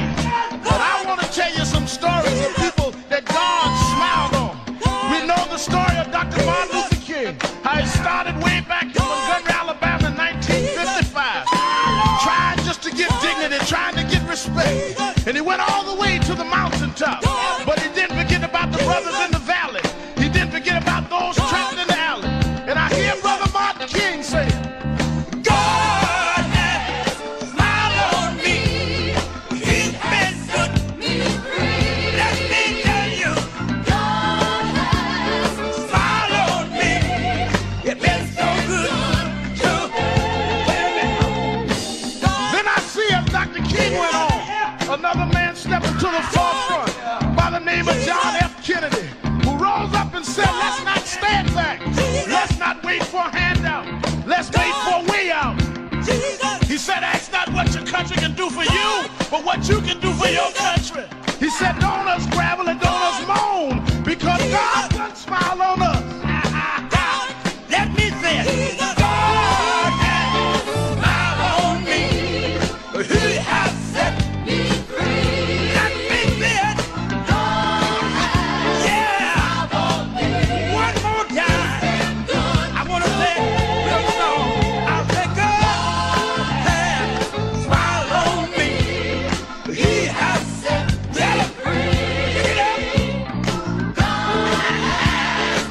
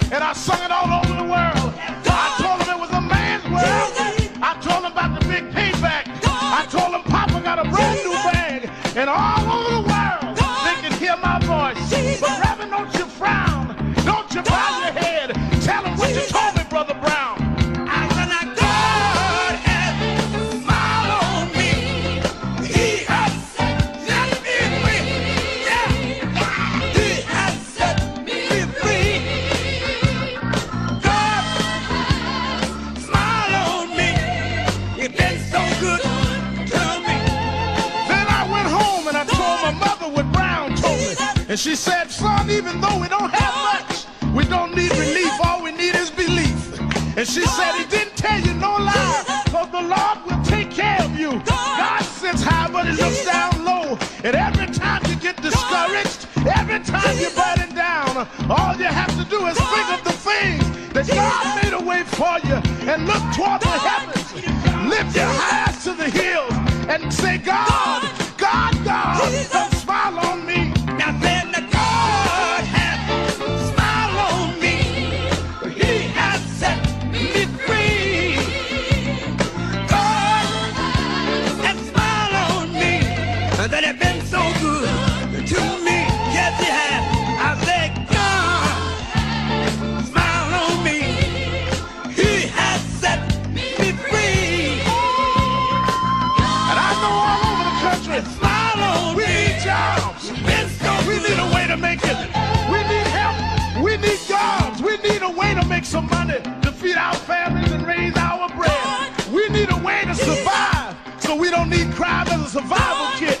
We just need a little bit. But don't give the hope up. Don't lose the faith, because God will smile on you. God will give you the strength. God will make a way for you. Adam Clay Powell said, keep the faith. Keep the faith, baby. I hear Robert Kennedy saying that it's not the dream of, but it's the dream that'll live on forever. Just know that God will smile on you. Dr. King had a dream. Dr. King said, I went to the mountaintop, but I didn't stop there. I looked over and saw the promised land. I hear Brother Malcolm saying, don't sit on the stoop. Stand up and be a man. Respect yourself. Be somebody. Then I hear the brothers in the Hispanic community say, I'm going to stand up and be a man. I'm going to do the best I can. I had a reaper say, I don't care what time you come home, but just give me some respect when you get there.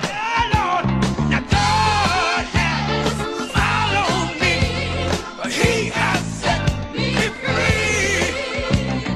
God smile on me. You've been so good to me. Sit down.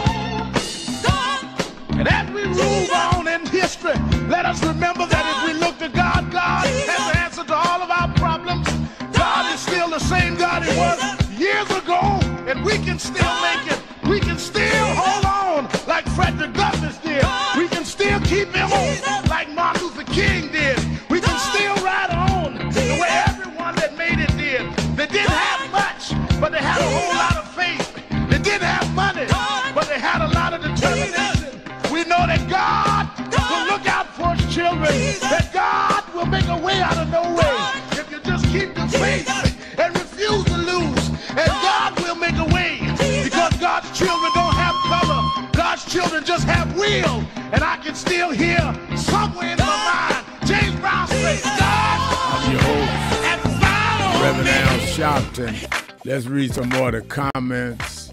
Melissa Hamilton said, keeping it real with Reverend Al Sharpton. Von Morrow says, Revelations 21:4. That's a good one. Holy Bible. The Mayor Rodney Jones says, Reverend Sharpton is the thermostat. You can't take the heat of his responses. You need to sit down and be quiet. Wanted to use another phrase, but I'm not going to disrespect my path of Nan. That's the mayor there of Queensbridge Houses. Paul Bunyan. Is it Paul Bunyan? Says Reverend Al was raiding crack houses in Crown Heights when the police was too scared to do it. Sharpton's got a lion's heart, my man. Thank you for that. That's right. In the 80s, we were painting crack houses. When the crack epidemic hit New York, and they were talking about they didn't know what to do, I said, y'all know what to do? Y'all know where they selling crack houses? Where y'all selling crack? They would go to corner grocery stores and sell it over the counter. And everybody knew it.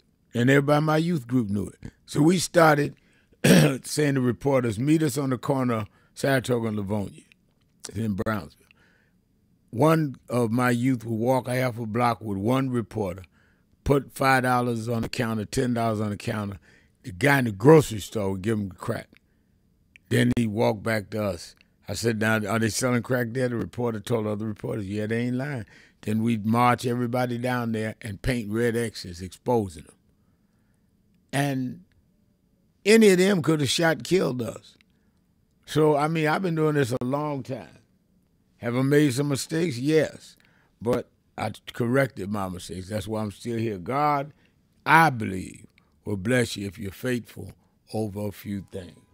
Let's go to Ruth in Atlanta, Georgia. Ruth, you're keeping it real with Al Sharpton. Thank you, Reverend Sharpton. This is Ruth Hunter. My husband and I are your favorites. You know, we love you. We watch you all the time. But I wanted to tell you also, now I was listening to all of the one that called ahead of me, and they're sounding like, to me, there's a jealous spirit that's going around because of what you are doing. You are one of God's chosen. And he chose you because he knew you would do the work. That's the reason why you are doing what you're doing, because it is right. You tell the truth that God wants you. You see, they talked about Jesus Christ, so you know they're going to talk about you. Oh, yeah. That's for sure. Don't worry about it. Don't even give it the second thought. You go on and do what God would have you to do. And that is doing what you're doing. Well, thank you. And I wanted to tell you also, I don't know, maybe I'm supposed to do it. I was shown in a vision of you in a white robe. And in this vision, you was up, walking across, you know, to go to the podium to preach. And you was glowing. The white was so beautiful on you. And I said, you know, I'm looking at it, and he's showing me this. And it was like, that vision was so clear. Wow. And it was handmade. It wasn't made by a machine. It was handmade. So I feel, maybe I'm wrong, but maybe I feel that God wants me to make this for you. I have made robes before. Oh, really? Okay. Yes, sir. I've crocheted them. And I said, Lord, are you telling me? Because I asked her before. He said, why not you? Why not you? Wow. Well, I tell you, Ruth, if you feel that that's what God's telling you to do, you make it. I'll wear it. I promise you that. Well, I was the one who sent you the special gift. I don't know if you've got it. Yeah. That, Ruth, I got it. You got it today? I got it. They have it at headquarters. They called me and told me there's a special gift here from Ruth. Yeah, I'll have it later today when I get off the air. Well, I wish you would let me know. All right, I will. You know, I'll look at it and let you know. But thank you for your call and your prayers and your husband's prayers. Thank you. Let's stay in Atlanta. Let's go to Faye in Atlanta. Faye. Hi, Rev. Hi. I hope you're doing all right. I'm doing fine. Let me know. I'm having problem with this phone, but I really want to talk today. So let me know. Let me know if this phone is coming through okay. Yeah, you're coming through. Okay, thanks. I want to do a little pushback on. I wanted a couple of things, but I'm gonna hopefully make it fast. I want to do a little pushback on Schumann. All right. Now I'm one of those who think that he voted the wrong way. Right. And this is one of the main reasons why I think so. That's a man that's up in age. I know he convinced you that he went by his heart and this and that. But this is a man that's up in age. He'd been established his morals and values and principles. And he'd been saying that he was going to vote against the reconciliation. He'd been saying it. And for some reason, the night before the vote, he came to some kind of, I can't think of the word I want to use now. I had it in my mind all afternoon, all morning. It took me so long to get through and I forgot. but he came to some kind of religious, I guess religious idea that it won't be a good idea to vote to shut the country down. It came the night before. The thing about it is, if he really believed that this bill was such a bad bill, why for a month or 2 months he didn't speak on it like that? If that's how he really felt about it morally and spiritually and economically and all that kind of stuff. Why didn't he think about it? Why wasn't that his position 2 months ago? A man that's up in age, that's have established moral values and principles, that know what he wants. Why did he decide the night before that this wasn't what he wants? I think he's a liar. I don't believe him when he said that he think it was going to be bad for us if he voted to shut it down. I don't believe him. He's lying. This is what I heard, Rev. And this is what I heard. And I haven't heard anybody spoke on it, and I don't know why. I don't think I'm the only one. I'm not that savvy anymore in politics and this and that. So I don't know why nobody else hasn't spoken it. But what I heard is that his donors stopped him from voting for it. And that makes more sense to me than he decided the night before that it won't be a good idea because of what it will do to us economically and so forth. So you think some of his donors got to him? That's what I'm hearing. I heard this right after he voted, about a few days after he voted. Mm-hmm. I heard that's the reason why he voted for it, is because his donors told him not to vote for it. That's why he did it. He had nothing to do with what he thinks economically was going to happen to us.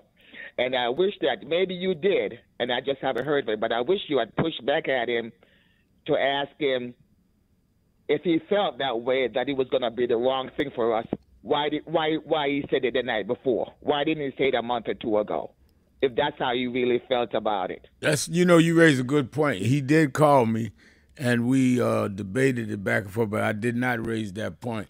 I will. I'm sure I'll be talking to him probably in the next few days. That's a very good point, because they did not make that decision until they didn't make that decision until the night before, because they were all against the bill and then switched, which is why I said, well, wait a minute, I don't understand this. What's going on here? Yeah, I'm going to ask that question. He lied to you. He lied to all of us. I believe his donors told him not to do it. I believe what I heard, that his donors told him not to do it. All right, Faye. Of course, I'm going to ask that question. Hello? Terrorist. I'm here. Can you hear me? I hear you now, yes. Okay, all right. I'm on a raggedy phone. Another thing I want to mention about this terrorist thing against Tesla. We need to stand up with these guys that did that. Now maybe they were wanting to take that route, but we need to stand up for them, and we need to say what Elon Musk is doing is domestic terrorism too. We need to call that out. Okay. We need to say that's domestic terrorism too. Let them take that to court with them when they go to court. That we are behind that Elon Musk is committing domestic terrorism. From what he's doing to us. People are going to die from what he's doing to us. A lot of people are going to die from what he's doing to us. As far as I know with them cars, nobody died. As far as I know about them cars. But people are going to die from what he's doing to us. If it's stuff with Social Security and these kids with not having a lunch at school or breakfast at school. No, they're cutting that. They could care less about people. And that is going to kill people. Right. Thank you for your call. Let me read from our live stream comments. Nancy says, dinosaur Dems are ageist against new leadership. They got to go. And I think it's not just age. I do think you need new leadership, young and old. Because don't forget, you got young folks now that's running the MAGA movement. J.D. Vance ain't but 40 years old. Matt Gaetz is 42. Stephen Miller, who's the architect of all of this stuff in the White House, is 37, 38. It's not just age, it's agenda. It's age and agenda. Absolutely right about that. But I don't want a young man doing what J.D. Vance is doing as the replacement for an older man that may be doing what Bernie Sanders is doing. So it's not just age, it's agenda. Let's get ready to take a break. I'll be right back. More of you on the phones. It is Hot Button Friday. You can write your comment at live stream at nationalactionnetwork.net, or you can call me at 1-877-532-5797. Shopton, keeping it real. Be right back. Where Frederick Douglass lay. Don't stand on the ground where Rosa Parks lay, unless you're going to really do what it is we committing to do. Because we wrestle not against flesh and blood, but against wickedness, principalities, wickedness in high places. I want everyone, if you're resolved, to just raise your right hand and repeat after me. I state your name, Al Sharpton, do solemnly commit that I will stand up and rise up in the name of Dr. King, in the name of Frederick Douglass, in the name of Rosa Parks, and I will defend equality for all, diversity, equality, inclusion, women's rights, LGBTQ rights, immigration rights. I commit, I take this oath that I will not become like those I'm fighting. I'm not for violence, but I will peacefully stand against those that want to bring us down. I commit this in the house of God, on this sacred ground. So help me God. Congratulate yourself.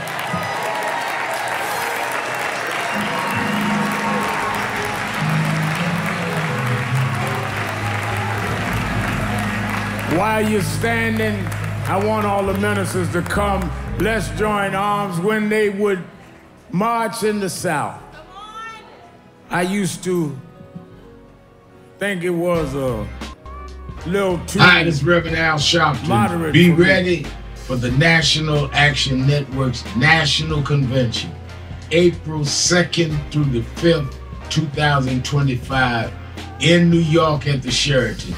This year, and the 57th anniversary of the assassination of Dr. King, they're trying to take back everything he stood and died for. We convene every year in April to make sure they know that they killed the dreamer, not the dream. We have workshops on everything from business development to dealing with our legal needs, from police reform all the way to how we deal with sentencing, how we deal with immigration, how we deal with the arts and entertainment. We have big names that come every year, but don't come for the big names, come for the big plans and the big execution. Register now, because with this year, as we are under assault with DEI, under assault with ending the Civil Rights Division of the Justice Department, under assault with now consent decrees and all the neutralized. If there ever was a time that you should come to a National Action Network convention, now's the time. We don't need a lot of philosophizing. We don't need a lot of showing how smart you are. We need action. We plan action, and then we go and do action. I'm looking for you. Go to www.nationalactionnetwork.net. We have no registration fee. You don't pay to register. Just get here, and let's get it on. National Action Network Convention, April 2nd through the 5th. I'm going to look for you there.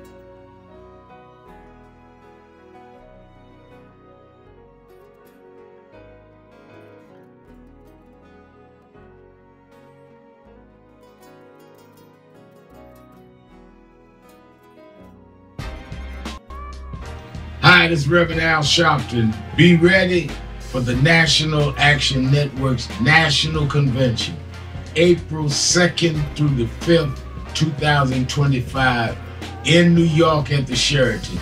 This year, and the 57th anniversary of the assassination of Dr. King, they're trying to take back everything he stood and died for. We convene every year in April to make sure they know that they killed the dreamer, not the dream.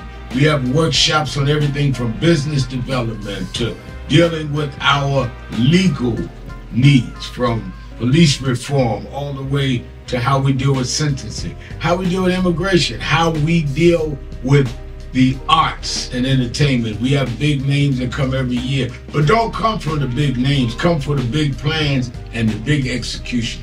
Register now, because with this year, as we are under assault with DEI, under assault with ending the Civil Rights Division of the Justice Department, under assault with now consent decrees and all are neutralized. If there ever was a time that you should come to a National Action Network convention, now's the time.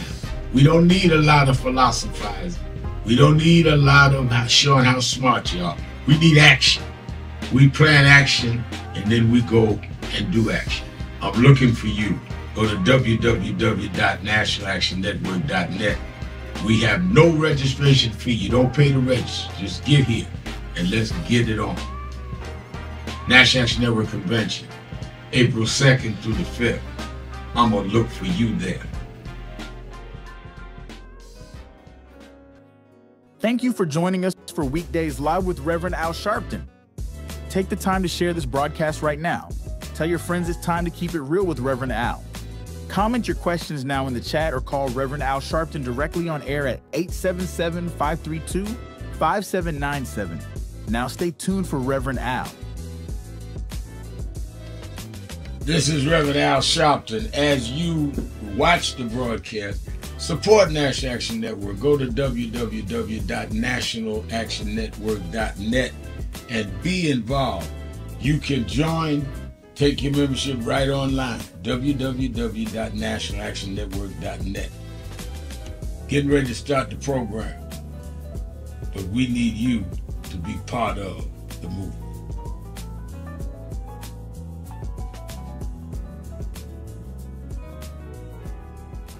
That's when Haile Selassie, the Emperor of Ethiopia, came to me, Adam Clayton Powell Jr., who was pastor here at Ethiopian Coptic Cross.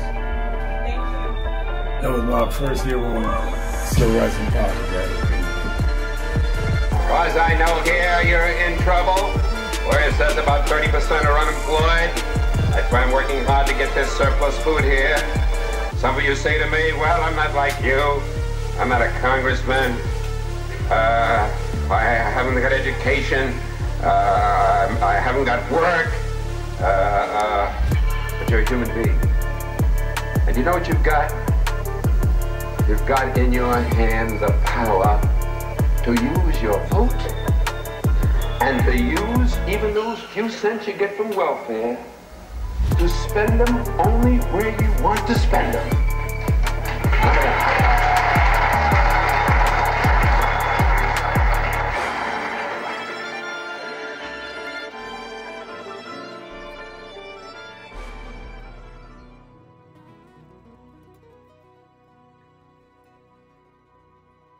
Know when I got them, but it showed the studio says they have them.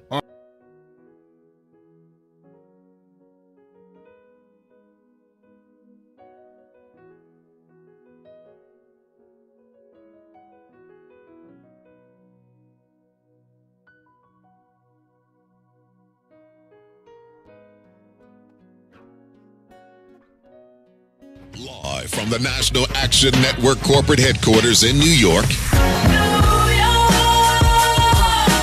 Keeping it real. It's XL Friday. And now, America's #1 civil rights leader, the Reverend Al Sharpton. You live, Rev. Keeping it real. Keeping it real.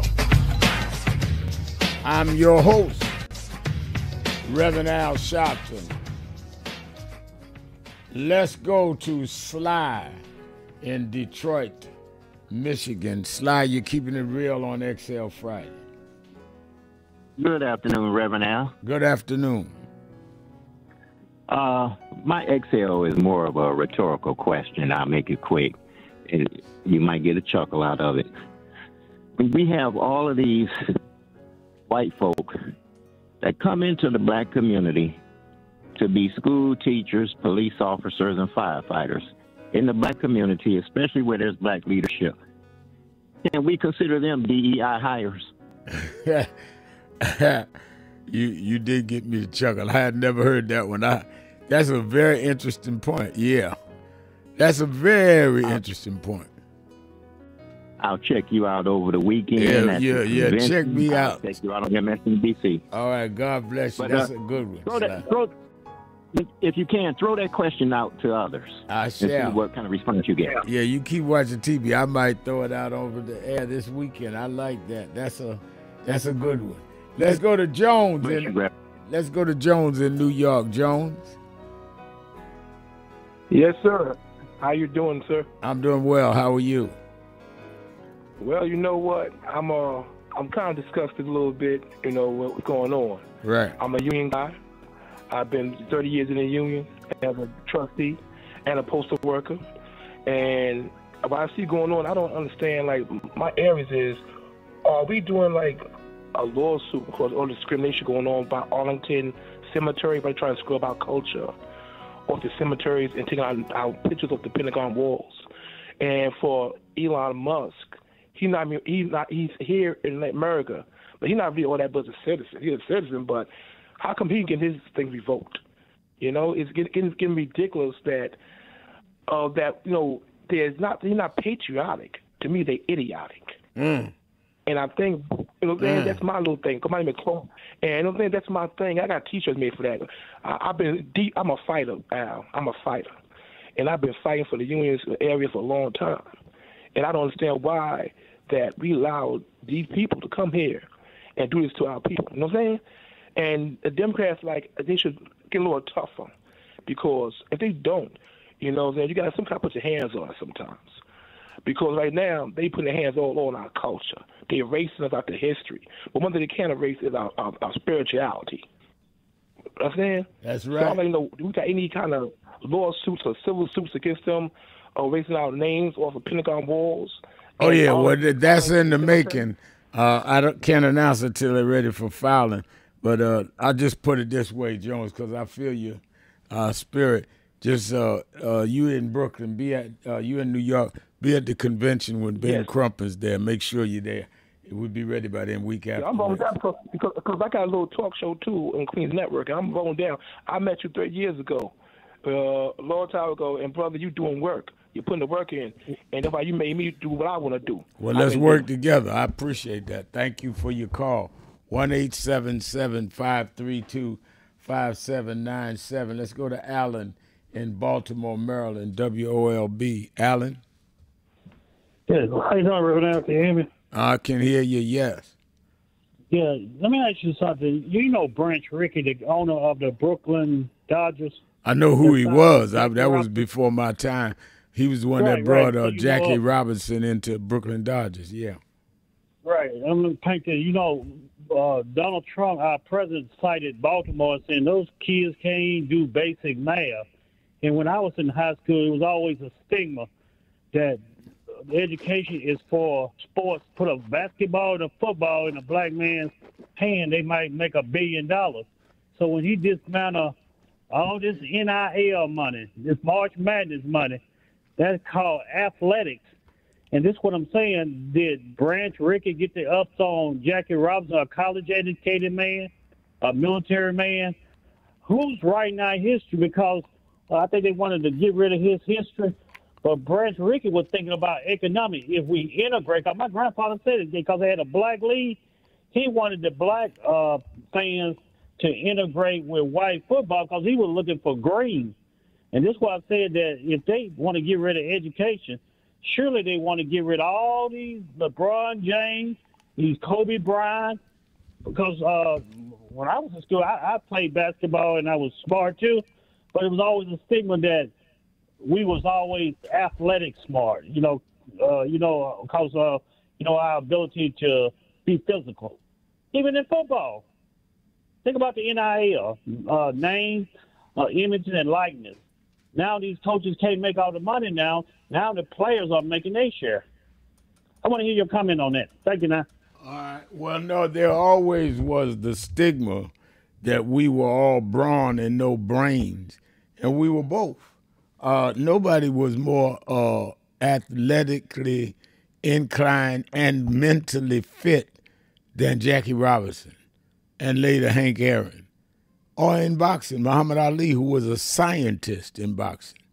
Or Jim Brown in football. So I think that they're trying to make us appear like we were only physical and not in terms of our intellect or mentality, was to play in like we were just less than a man and almost animals. But that ain't never been true. To survive 246 years of slavery, where you are against the law to be married, to name your children after you, to even know your last name because you're named after your slave master, and survive that and put people in Reconstruction in the U.S. Senate and in the Congress, build black colleges and black churches. No, animals can't do that.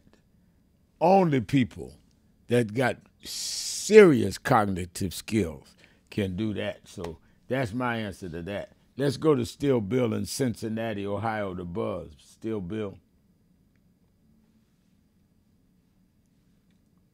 We lost him. We lost Still Bill. I got to refresh the screen. That's all I got. Yeah, I don't got nobody right now. We about to get 3 more though. We got Marcia McCoy calling in though. All right. Let me go back to, while they're refreshing my screen on my callers, let me go back to our live stream, read some of our live stream. Let's go to Tiffany Willis wrote, I agree with Nancy. Those over-seasoned politicians refuse to give up power. They would rather perish in office than prepare a successor. This is an ongoing conversation. She's right. And I think it is the duty of people to prepare for the next generations. But the next generations also must be willing to be prepared. It's a two-way street, no doubt about it. Shamsuddin Abdul Hakim Bey says, we don't have to suffer racism. We just don't unite nor support one another effectively enough to defeat racism. I'd agree with that too. And he also says that we okay, I got it. I'm trying to get it on the screen. All right, he wrote that twice. All right, Nancy saying RFK Jr. is a heroin addict. Well, he certainly was. I don't know about now, but he admitted that he was. And Nancy's also says Pete Hegseth is a DUI hire. DEI. I like that, Nancy. I didn't think of that. Williams too. All right, let me go back to the board. I'll bring on our co-host who's trying to hook him in with us the last hour every Friday for Exhale Friday. He's the senior pastor of the historic King Solomon Baptist Church in Detroit, Michigan, head of national expansion and Michigan State Chair of National Action Network, the Reverend Charles Williams II. How you doing, Reverend? All is well, man. It's good to be with you always on this Exhale Friday. So much going on across the country. I'm sure you've heard, and many of people have exhaled about the graveyard and the memorial in Washington, D.C. A lot of folks been talking about the website scrubbers, the DEI, everything that's been going on. But we've got to move with action. So, Rev, I'm fired up and ready to go as we are only a few short weeks outside of our national convention, and want to invite folks to come out and join us April 2nd through the 5th, as we prepare to get to action, get into action. We got to get into the room. We got folks from all over the country. I've been in the planning meetings with all of the staff, and we've got folks from across the country, some of the best minds around in academics and HBCUs and business, and just so much. Civil rights community, Measure the Movement, as always. So much to get the data that we need so that we can go into action. And so I want to invite folks to get to the website if you haven't, nationalactionnetwork.net. Let's register and let's get ready for this action. They doing action. We got to do our action too. All right, let's take a break. I'm coming back, going back to the phones and to the comments board on our live stream. Let's take the break. Keeping it real. Keeping it real. Keeping it real. Sharpton Williams. Breaking news. What do we want? What do we want? We are the sons and the daughters. We gotta stand up and make it loud. Just like our God told the Pharaoh, let my people go, go. We are a new generation from the ones who have come before. He's calling us into freedom. Let my people go, go. We gonna shine and shade. Give me a papa God rain, make the heavens. If you don't say you know what trouble, let my people go, go. The blood, sweat, and the tears that we gathered through the years. If you don't say you know what trouble, let my people go, go. Wade in the water, we did wade in the water, children.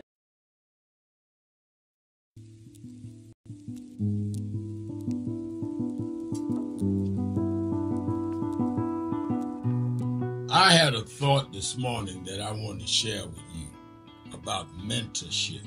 I am able to do a lot of what I do because I had great mentors, but there are correct ways and incorrect ways to mentor people, in my opinion. I was mentored as a boy preacher by Bishop F.D. Washington, one of the great Pentecostal preachers of his time. Then Reverend William Jones, who became my pastor after Bishop Washington died, who was unquestionably in the top 5 black church ministers, theologians. Reverend Jesse Jackson, who I started my activism under his leadership, he and Reverend Jones. And I learned politics directly as a youth director from Shirley Chisholm. So even though I didn't finish college, I had the most unique education in the world from being exposed to giants. But the one thing I learned is as I grew older and people started coming younger than me and wanted me to teach and mentor them, the magic of the mentors I had is they did not want me to be their clone. They wanted me to learn things from them and use my own gifts and talent in my own unique way and let me do things on my own, because they knew that if I flopped in some things, it would teach me for the other things. They'll come and help me once I was down, but they were not going to have me avoid being down. And they were not going to impose themselves on me. Why am I saying that? Because too many mentors want clones. And too many mentees want their mentors to put them on a pedestal. Oh, so-and-so didn't do this for me. Oh, so-and-so didn't open doors for me. If they got to open doors for you, it may mean that they knew you weren't ready to go through those doors. Their job is to prepare you. Your job is to develop your own skills, your own unique ways. And I don't care if it's my daughters, who both have come into their own, or anyone else. I'm not a talent agent. I did not form National Action Network to give people their step up. I formed it to fight for justice for everybody. If talented people get in, it's my job to invest and give them a platform. It's their job to get on the platform and perform and show their ability. Sitting with me today in the office as I talk about is one of my mentees, Reverend Stephen Marshall. Now, Stephen, you just came around us when you were how old? 11 years old. 11 years old. You just turned 40 and now you're called to the ministry? Yes, sir. And what do you do in National Action Network? I help formulate policies lead in various regions, but most importantly, I senior advisor to you on all things from social justice strategies, politics, intergovernmental affairs, you name it, community organizing, all of that stuff. And I could go through scores of others. My daughter started Huddle. They got Huddles now, which is for young people to meet once a week all over the country. I just saw the video from the Las Vegas National Action Network chapter. Now, when you decided to preach, did I ever tell you to become a preacher? Not one time. Who called you to preach? The Lord. All right. And did I say go to this school or that school? No, sir. Did I open this door, that door? Did I tell you be ready when the doors open? Always be ready and prepared. And that's what I'm saying. Get you some young people and you that you can help along the way. But don't be their talent agent. Their talent must speak for themselves. And anybody that grumbles with you about so-and-so didn't do something for them, maybe it's because they didn't feel you were ready, or that they felt if they did it, you wouldn't do it on your own. But we all don't live forever. I want the next generation to speak of me, of National Action Network, and others, the way I speak of Reverend Jones and Bishop Washington and Shirley Chisholm and Reverend Jackson.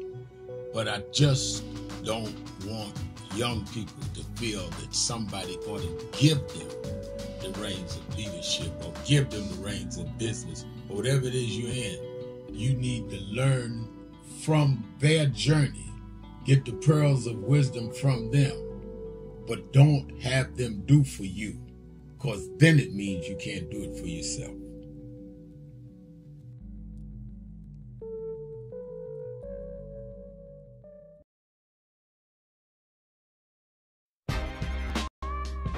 Hi, this is Reverend Al Sharpton. Be ready for the National Action Network's National Convention, April 2nd through the 5th, 2025, in New York at the Sheraton.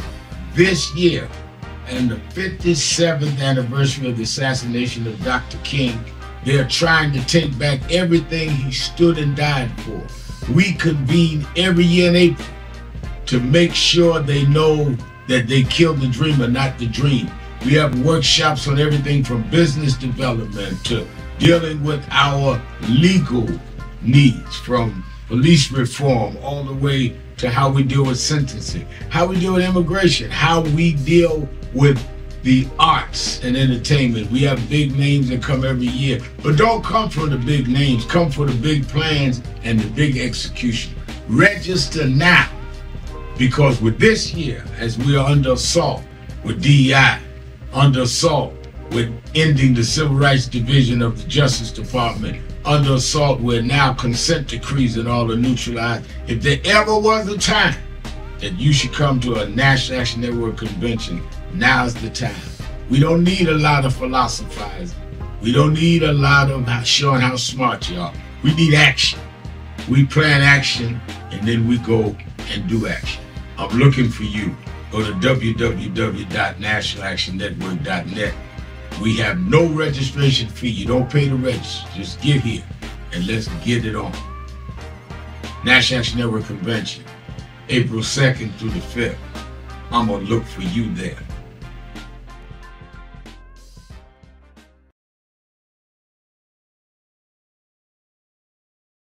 Thank you for joining us for Weekdays Live with Reverend Al Sharpton.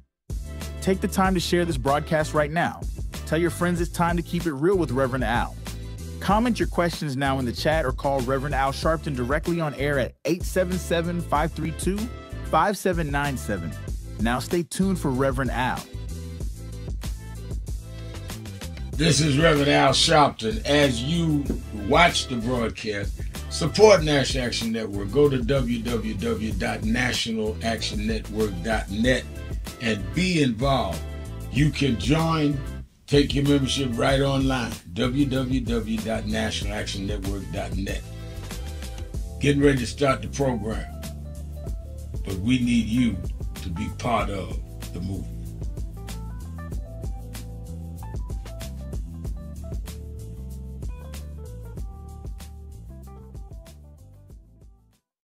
That's when Haile Selassie, the Emperor of Ethiopia, came to me, Adam Clayton Powell Jr., who was pastor here now, at Ethiopian Coptic Cross.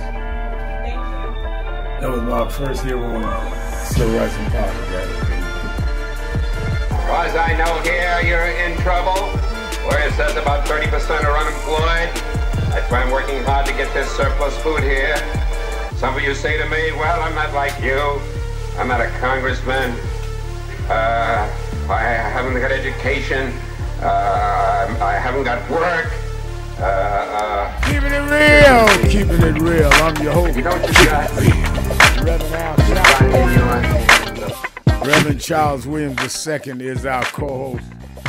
Let's go to Jewel in New York. New York.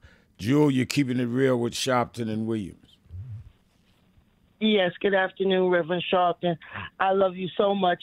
I just want to say how much a blessing it is and a privilege to be able to listen and follow with your ministry as a leader in these times. I just want to thank you once again. I was so excited on Wednesday afternoon when I saw you on the Sunita and Jackson show, Sunita Jackson and Friends show. Uh-huh. Yeah, that's Jess's Yes, oldest child. I've known her before she was 10. I grew up watching her. I'm I'm about 10 years older than her, and her father was 13, 14 years older than me. So we done come through a long time together. Yes, I'm still so excited watching it. A shameless plug, I want everybody to tune in to the Sunita Jackson and Friends show and check out that replay on Wednesday around 4 o'clock. It was marvelous. Also, since I have you on the phone, the song that you sang with James Brown, God has smiled on me, that song this afternoon, you can also list it not only as an inspirational song, rap song, gospel song, but also a children's lullaby. Come on. Yes. I like that. I like that. Well, it's funny because Deanna Brown, James Brown's oldest daughter, texted me this morning. She's beautiful. I told her we got to talk about something, and I want to see if we can get that song out. But thank you, Jewel, for your call. Yes, and have it with a children's book also. Follow it up with a children's book as well. All right. I appreciate it. Thank you. Let me go to the comments on the live stream. Crystal Glover writes, hey, Rev, I marched right along with you all for Yusef Hawkins. That's happened in 89. As I said, HBO has a film out, Storm Over Brooklyn, the whole Yusef Hawkins movement. His mother be at Saturday rally tomorrow because they're getting ready to have a hearing on the man that has done over 30 years in jail. Now he's claiming he didn't do it. But anyway, wow. I was there. This white woman had a sign that read, only one race, the human race. I took it from her and ripped it into 2 pieces and kept marching. I've grown up a lot since then, LOL. All right, Chris. Yeah, I guess the woman was trying to say we wasn't human. I don't know what. The reason why I tell people to watch that film, Storm Over Brooklyn, and I had nothing to do with it. I was interviewed in it, but I had nothing to do with producing it at all. And I had nothing to do with Loudmouth. It was a profile, a documentary on me that's still on Showtime. But if you think racism stopped in the South, that's right. You watch Storm Over Brooklyn on HBO, or even watch Loudmouth, where you actually see in New York, the New York that Donald Trump came from. Don't forget that Howard Beach was right the next town from Jamaica Estates where Donald Trump grew up. And Donald Trump's 10 years older than me, so he grew up where it was even more segregated. And you see these people come out in the streets calling us the N-word and throwing watermelon at us. You'll understand that it didn't end in Alabama. It is a race problem in this country.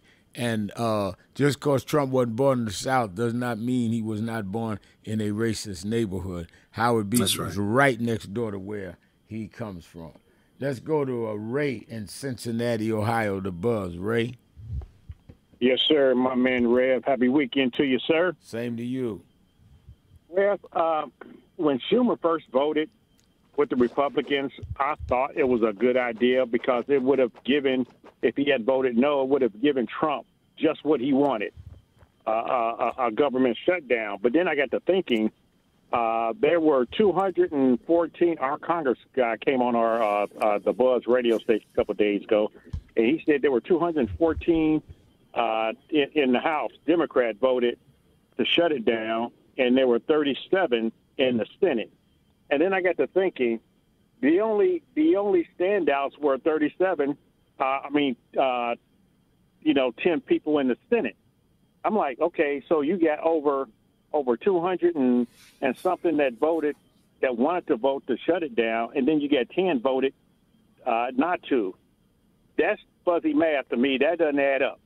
Wait a minute, you got what now? I don't understand. Yeah, it was 214 members in the House voted to shut the government down, right? Or not vote for. And then there's 47 Democrat senators, and 37 voted along with the Republicans and the Democrats in the House. And right. So but you can't combine the vote. What'd you say? You can't combine the vote. The House vote is separate than the Senate vote. I know that, but I'm saying is all but 10 Democrats, whether you're in the House or Senate, all but 10 voted with the Republicans. And I'm like, well, maybe the Democrats are right. That's just what's my thinking. Okay. All right. But all this infighting, sometimes after when the MSNBC shows come on, and Trump is the lead story with all his nonsense, and then there's the infighting from the Democrats. And it's just getting out of hand. Stick together, find something that you can come together on, and just stop the infighting. That's just my opinion. Yeah, what I said from the beginning, when I finished, I preached in Elizabeth, New Jersey for Reverend Bartley Sunday. I got in the car, Schumer called me, and I said from the beginning, and I said to him, my heart was we should have fought, and I don't care if we had to wait a minute.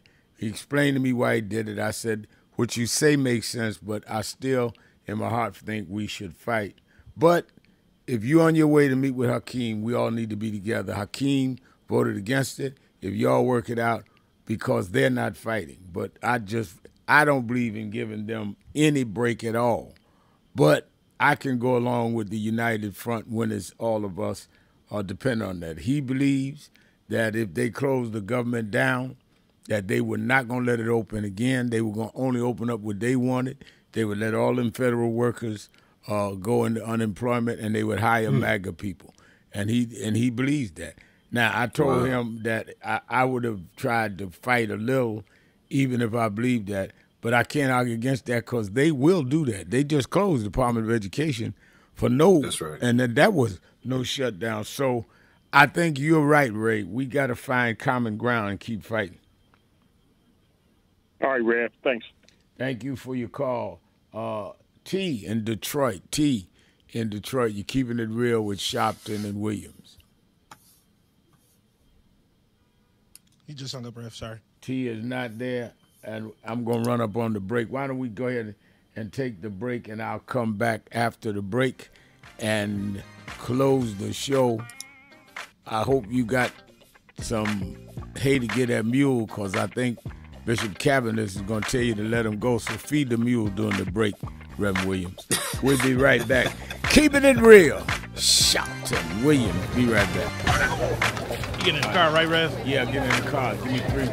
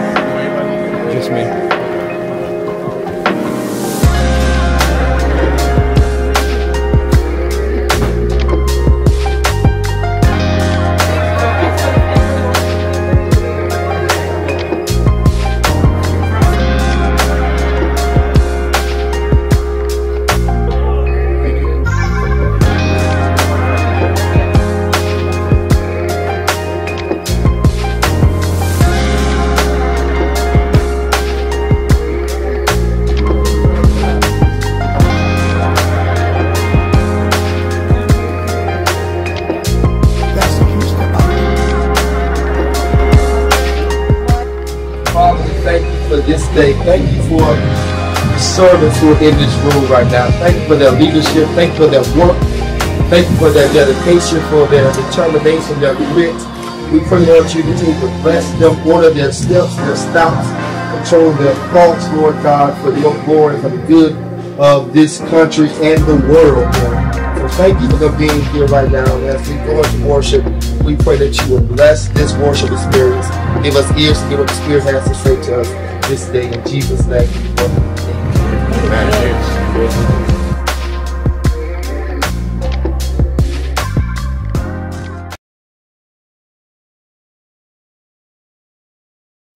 Stop telling yourself you're not confident of what you could do. When people with half your skills and a quarter of your talent have gone on to create big waves in life, if you look at them and you know you're more gifted than them, then what is your problem? You are looking for someone to come and drag you into success. You've got to use what you have, which is, in my judgment, more skillful than others I've known in your areas.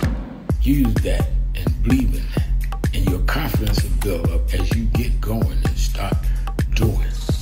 And don't chase the spotlight. Sharpen your skills.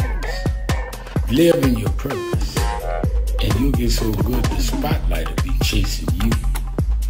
Be so good they can't help but talk about you and put the spotlight on you.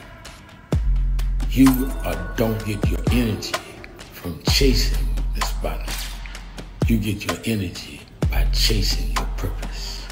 The spotlight and other adulation will come with it. Have a great day.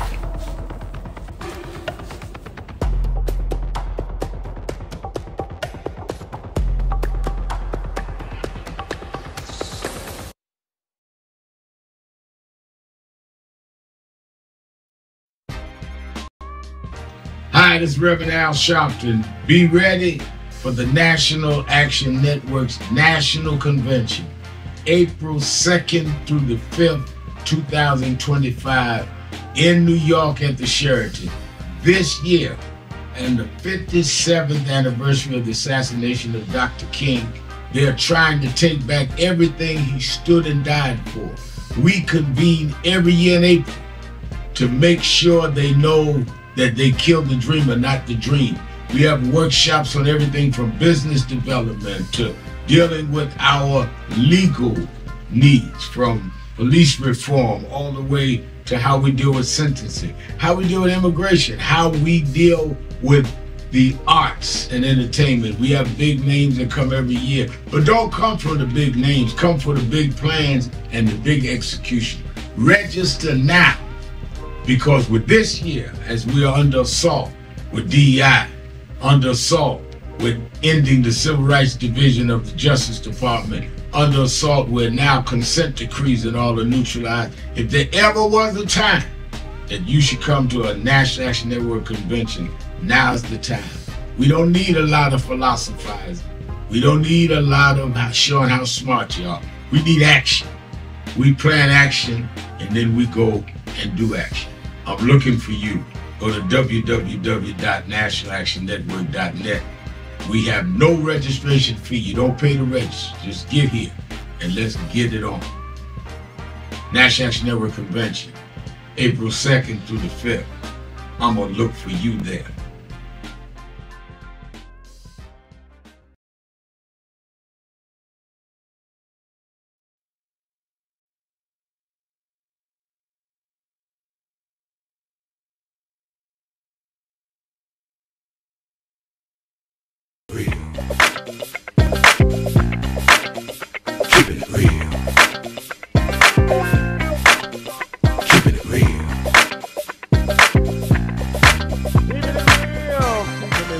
I'm your host, Reverend Al Sharpton. Reverend Charles Williams II is our co-host. It's Hot Button Friday.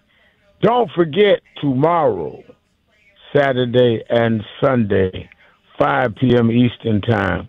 Watch Politics Nation with Al Sharpton live at 5 p.m. Eastern Time on MSNBC. I have members of Congress and the Senate on both tomorrow and then different ones on Sunday to deal with not only the vote to keep the government going, whether Schumer was right or wrong, but also where we are now with the Department of Education being closed, and they can block the closing, where we are in terms of the erasing of military men from the Department of Defense websites. A lot to talk to people in Congress and the Senate about, and I'll bring it to them. So make sure you are watching and supporting. I'm also going to have the head of the largest teachers union in the country, Becky Pringle of the National Education Association.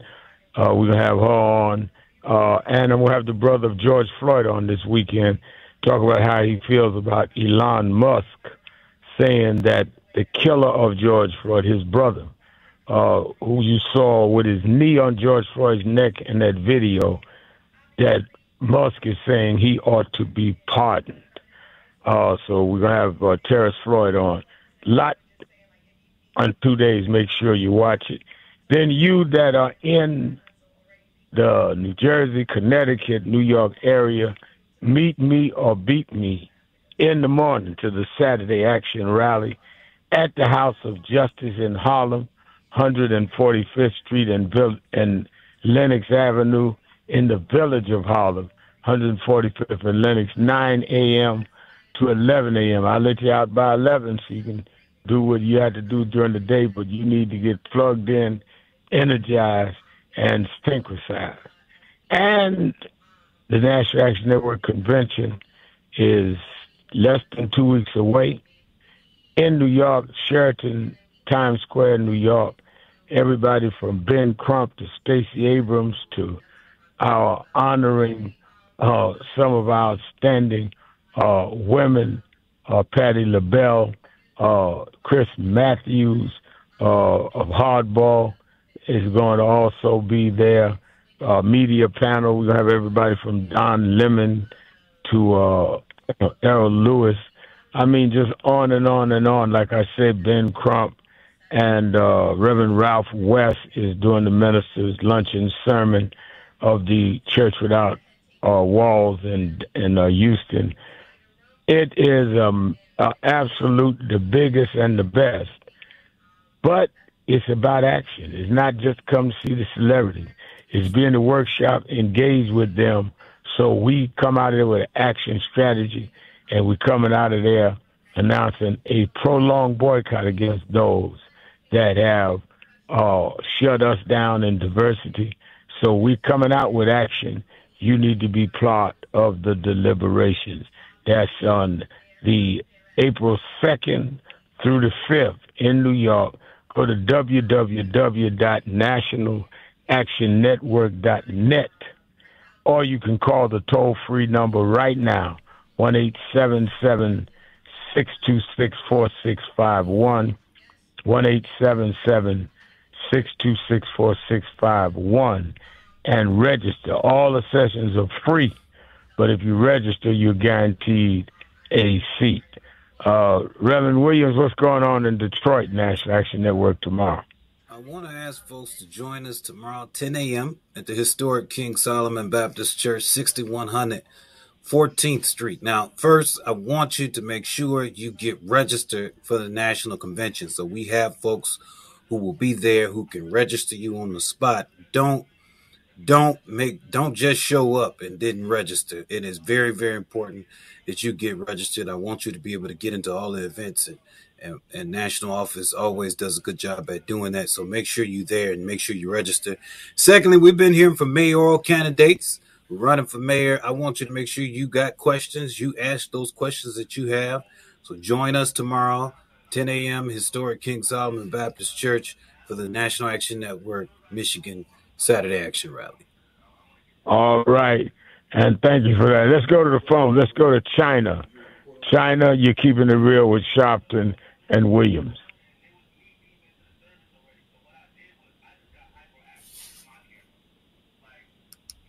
Is China there?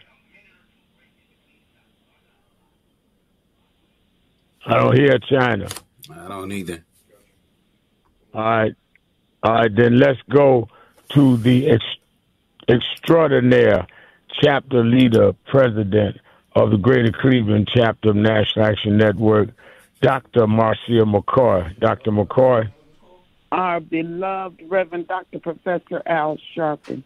Over the years, in spite of the intimidating, daunting, overwhelming, prodigious, made-up inadequacies, verbal attacks, and confrontation, you stayed the course. That's right.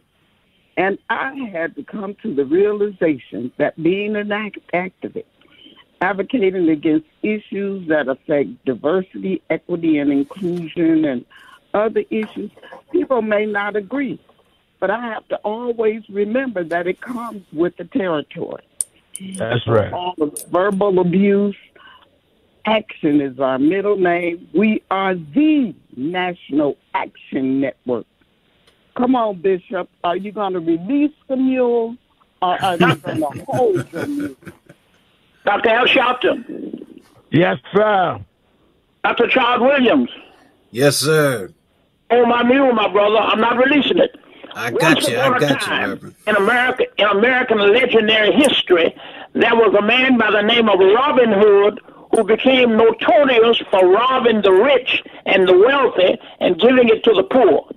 Fast forward today, we have the antithesis, the opposite of a modern-day Robin Hood who occupies the Oval Office.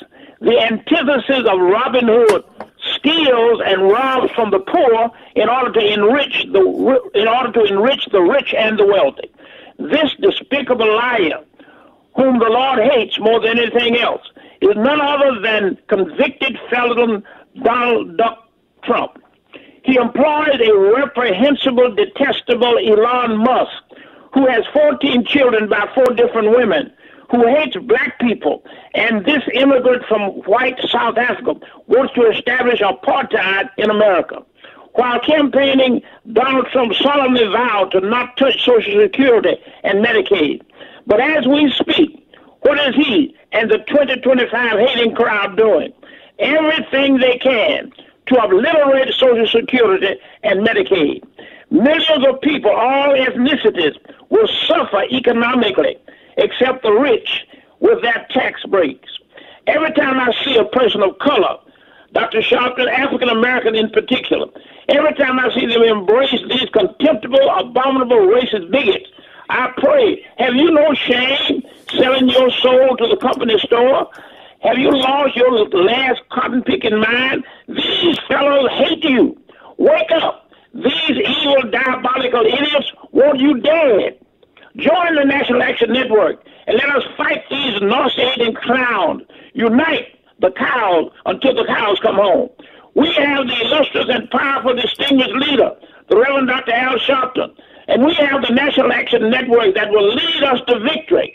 Come on, y'all. Get awoke. This is a battle we cannot afford to lose. Our children and our children's children must have more rights than we. Thank you, Doctor. Thank you, Bishop. All right. Thank you, Bishop. Thank you, Doctor. And, for the audience that doesn't know, Bishop Kavanaugh is 96 years old and been in the struggle since Dr. King and at the Greater Abyssinia Baptist Church in Detroit. And if he has that kind of energy and fire at 96, you don't have any excuse. I never understood these guys 30 talk about how tired they are, and they just got started. I think that it's time for us to understand that they depend on us being tired so they can do what they want to do to us. And then the other great sin is when you zoom out. Reverend Al, I just zoomed out. I tuned out for the weekend. I tuned out because there was just so much happening. It was happening to you. It was happening to your children. How are you going to tune out and let people barbecue your race and close your children's way of having a quality education, and you tuned out?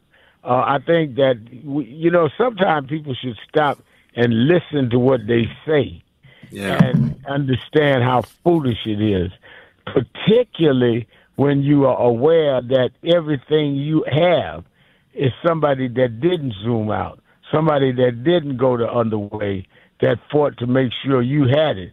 All you got to do is do some minor things, attend a rally, attend a convention, attend a march, write a letter to your elected officials, just minor stuff that you'd have to do in comparison just to keep it. They died, some of them shed blood, went to jail, suffered all kind of abuse and family breakups and all of that in order to carve a path for us. And you too lazy and ungrateful. That's right, lazy and ungrateful to get up and go to a meeting, a rally. I know folks when I was growing up in Brooklyn in the projects wouldn't go to the elevator on their floor to go to the ground floor to a tenants meeting. Yet they got to complain about everything. They didn't have to leave the building. Didn't even have to put on a jacket. Just go downstairs. Too lazy to go down to a tenants meeting. But you want everything treated in a quality way to you. You really don't want it. You just want to say it. So that's why the true believers, the ones that ain't too busy, will be in New York April 2nd through the 5th, or as many days as they can, at the National Action Network Convention. And it's about action. Don't come if you're not ready for action. Don't come to show how smart you are or how mad you are.